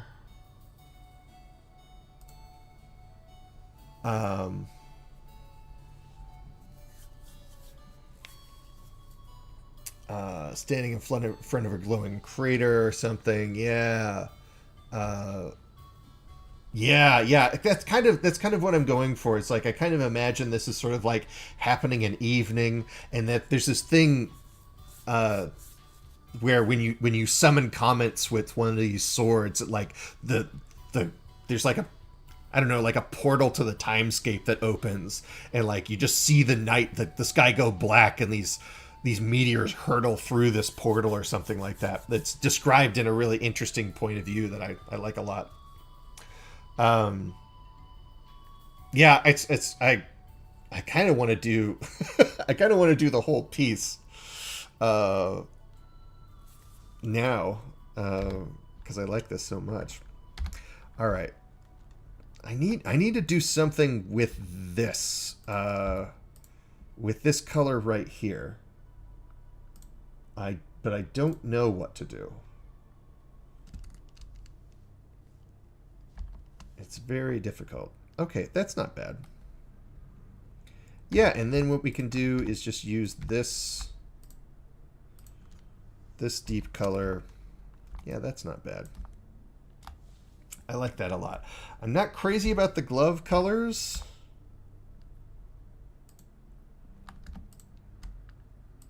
Do I need them to be this?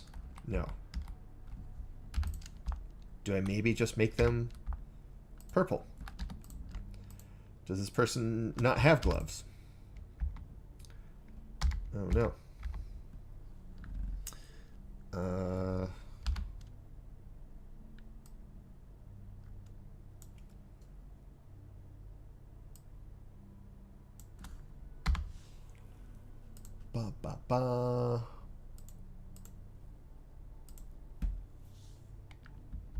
What? Oh, the tolerance. Make that tolerance 0. That's not bad. Yeah, and then we'll just kind of like pretend that I didn't color like special discs on the knuckles. We'll just pretend that that's just details. Yeah, that totally works. It's just rocky fingers. No one has to know. No one has to know. Yes. Okay. All right. Looking good. Looking good. Maybe we put just like a little bit more of that harsh highlight activity in there. Probably bring that up in value scale a little bit. In places. Ooh, yeah. I like that a lot. Okay, so now I gotta figure out what this sword is supposed to be. Let's just try a super deep blue. Let's just play around with blues. This is working. Oops. This is okay.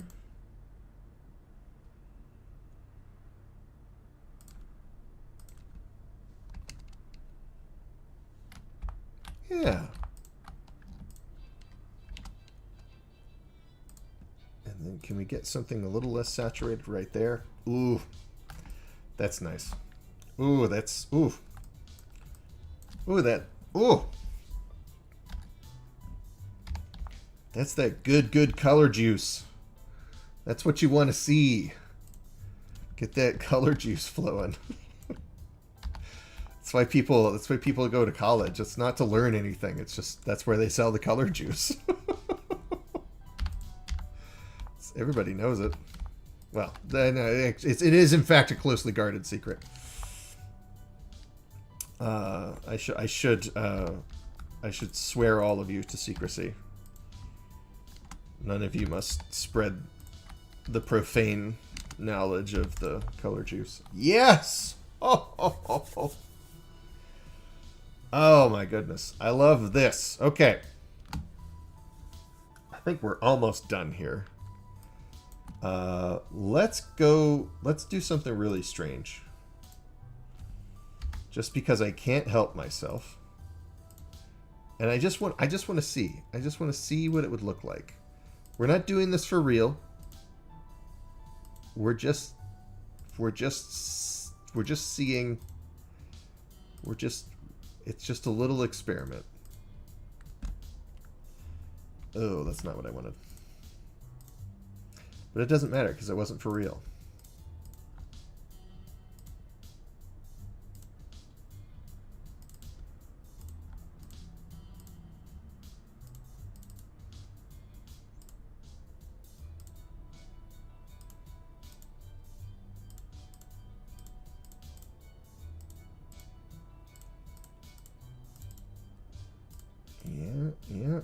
Yeah. Okay. It's not for real. I don't need to be careful with these selections because none of this is for real. But if it was for real, what if it looked a little something like this? Yeah, that's not bad. It's not a terrible direction to explore. Should it be brighter? Now this should be done with a masking layer and everything. This is, we're not. Ooh, that's good though. Ooh, that's good. Oh, that looks nice. This is fun. We're having a good time here. And then if I was to,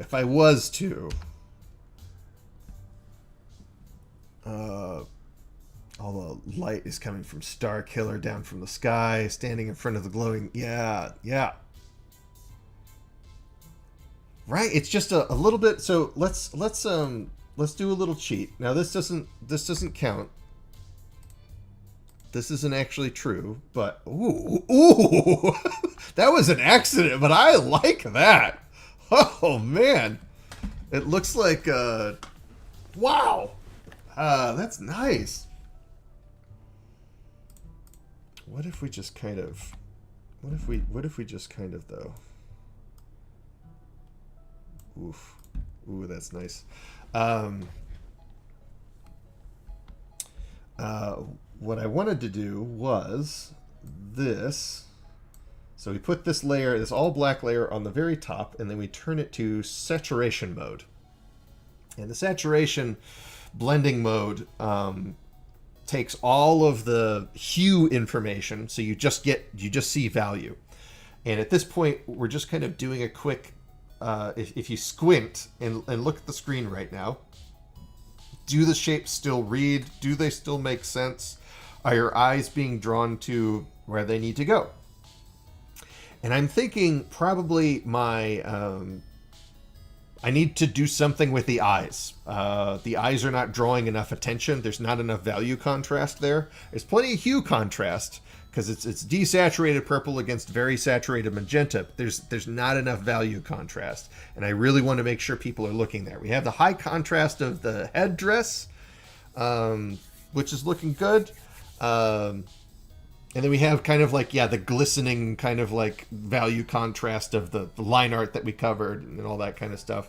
So yeah, it's reading just fine, but we need to do something about this face.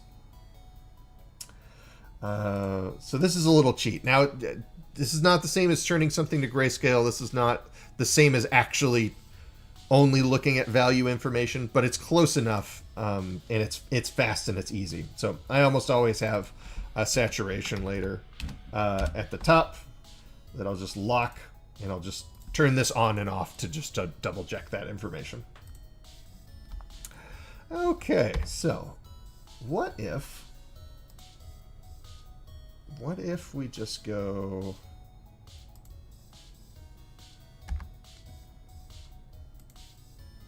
I'm on the line art layer, I need to be on the flats layer. Yeah, that's a little bit better. That's a little bit better. And you know what? We could probably also, let's bring in just a little bit more value contrast in this purple as well. Yeah. Make those eyes really kind of like stick out a little bit more.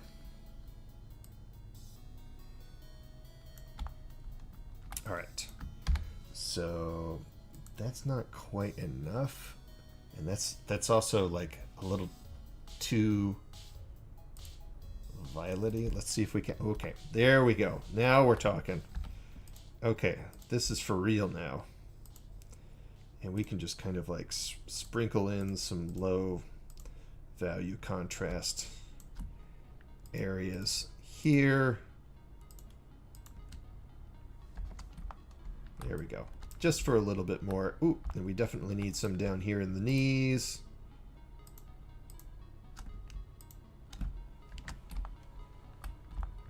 Yeah.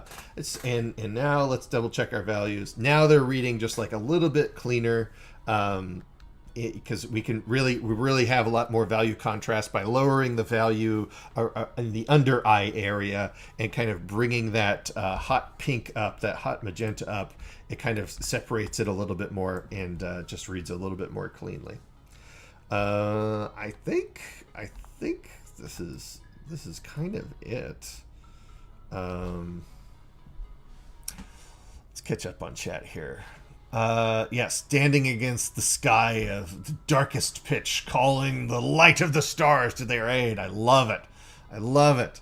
Are you still going to add the obelisk effect? I think eventually. I'm not really feeling up to it right now. If you, oh no, Cameron, you've been here for a while. Yeah, it's like I don't really know that I have the control of the cintiq to really get the texture that I'm going to be happy with. But yeah, eventually I would.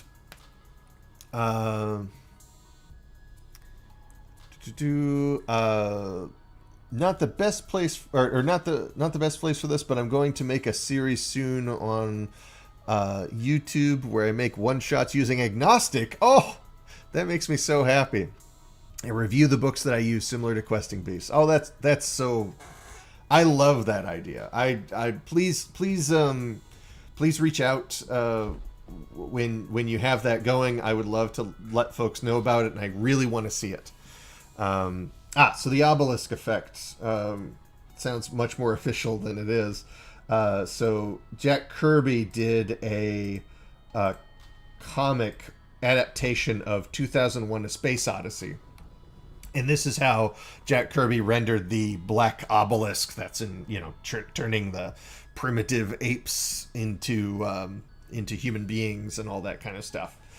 So he kind of like has this really interesting texture that he put on lots of different things, and I really I want to kind of like put some of that swimmy kind of like dots into this, but yeah, just I don't quite feel like it. And then we have been going for like basically 3.5 hours on the dot at this point, but I feel like we need something going on in the background here. Because this isn't quite, you know. So if we had something like this, that's not quite what we're looking for. Maybe we can find our way there. No, everything's getting lost no matter what I do.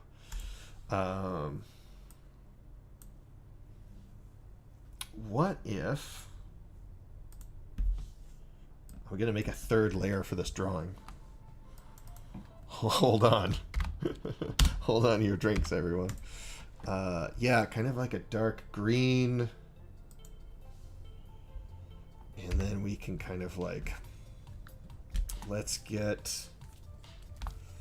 just, now this is cheating. Because this isn't actually on our color palette. But if we kind of grab that, make it darker, make it a bit more saturated, maybe make it a little bit cooler, then we kind of like really just kind of like zoop, zoop, zoop. Yeah, the spacing on this is all messed up. So I'm going to do something even lazier and just use the circle tool here. Circle selection tool.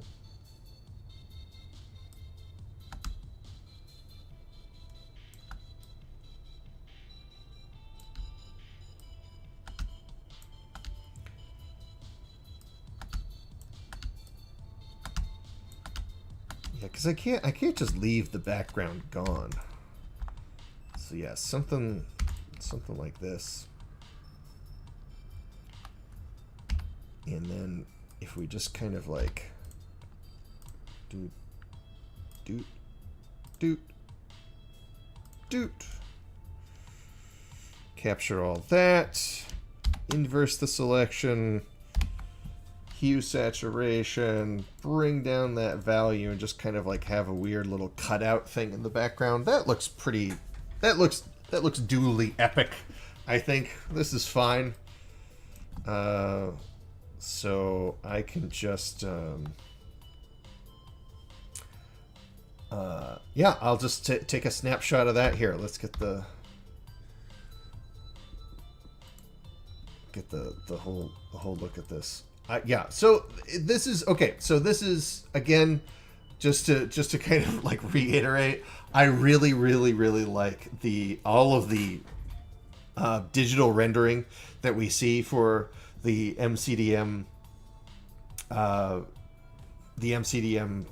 RPG, and in fact, you know, even the work before that, from Flea Mortals and all this kind of stuff. It's really great design work. It's very flavorful and everything, but it's just like, you know, if you just kind of like mess with the levels on some of the shapes, and you kind of like tone down some of the details, you can actually get stuff that looks like a Bronze Age comic really easily. And I doubt those are visual touchstones necessarily for any of those artists.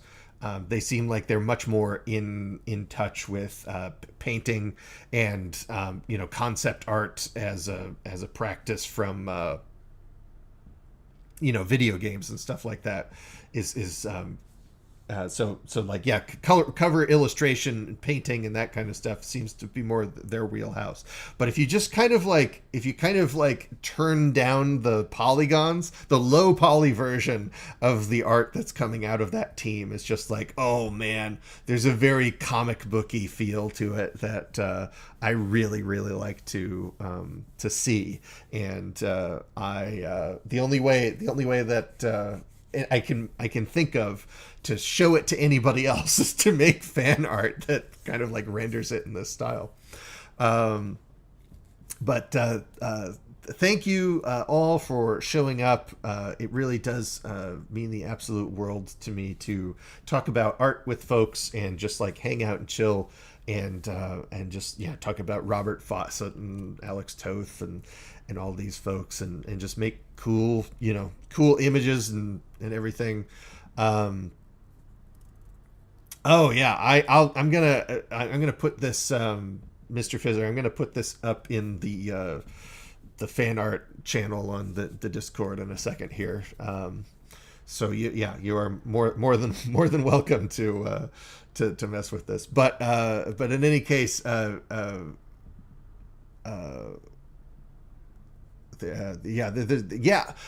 that's what I'm saying. It's just like, I think the things that interest painters are oftentimes very different than what interests cartoonists. So finding where that overlap is.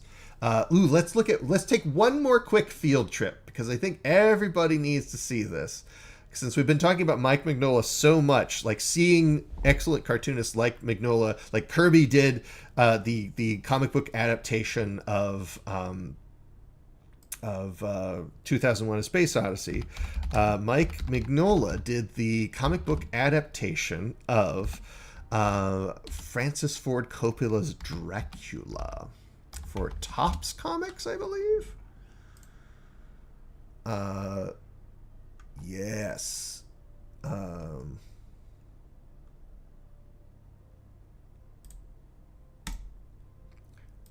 So look at this. Feast your eyes on this. Oh my goodness. So yeah, seeing the amazing costume design and characterization, performers kind of like squeezed through the Mike Mignola filter, so to speak, is really fascinating. Because it's one of my favorite movies ever. It's just so gorgeous, but it doesn't really do the same kind of like harsh blacks. It doesn't really work in the same way that Mignola is working with the inking on this, and kind of like, the abstractness of like, these icky strings of blood and everything like that. Oh my goodness. I think this is still reprinted and recollected, and it's somewhat easy to find if I remember correctly. And it's worth it just to look up the covers. But yeah, I think we will say adieu for this evening, and but yeah, thank you all for stopping by, and I didn't drop, as far as I know, I didn't drop my connection even once in this whole stream. It seemed like we had a pretty strong connection. So yeah, hopefully that means. The Falford and the Gray Mouser is another Mignola, and I think did Howard Chaykin write that? Adapt that? But in any case, we can't talk about every single comic book tonight. We have to save something for our next stream. I'm very sure that we will have another stream, and it might even be soon. Who knows? But thank you all for showing up, and I really appreciate it, and I will see you all next time. Goodbye. Good night. Have a great Friday, everybody.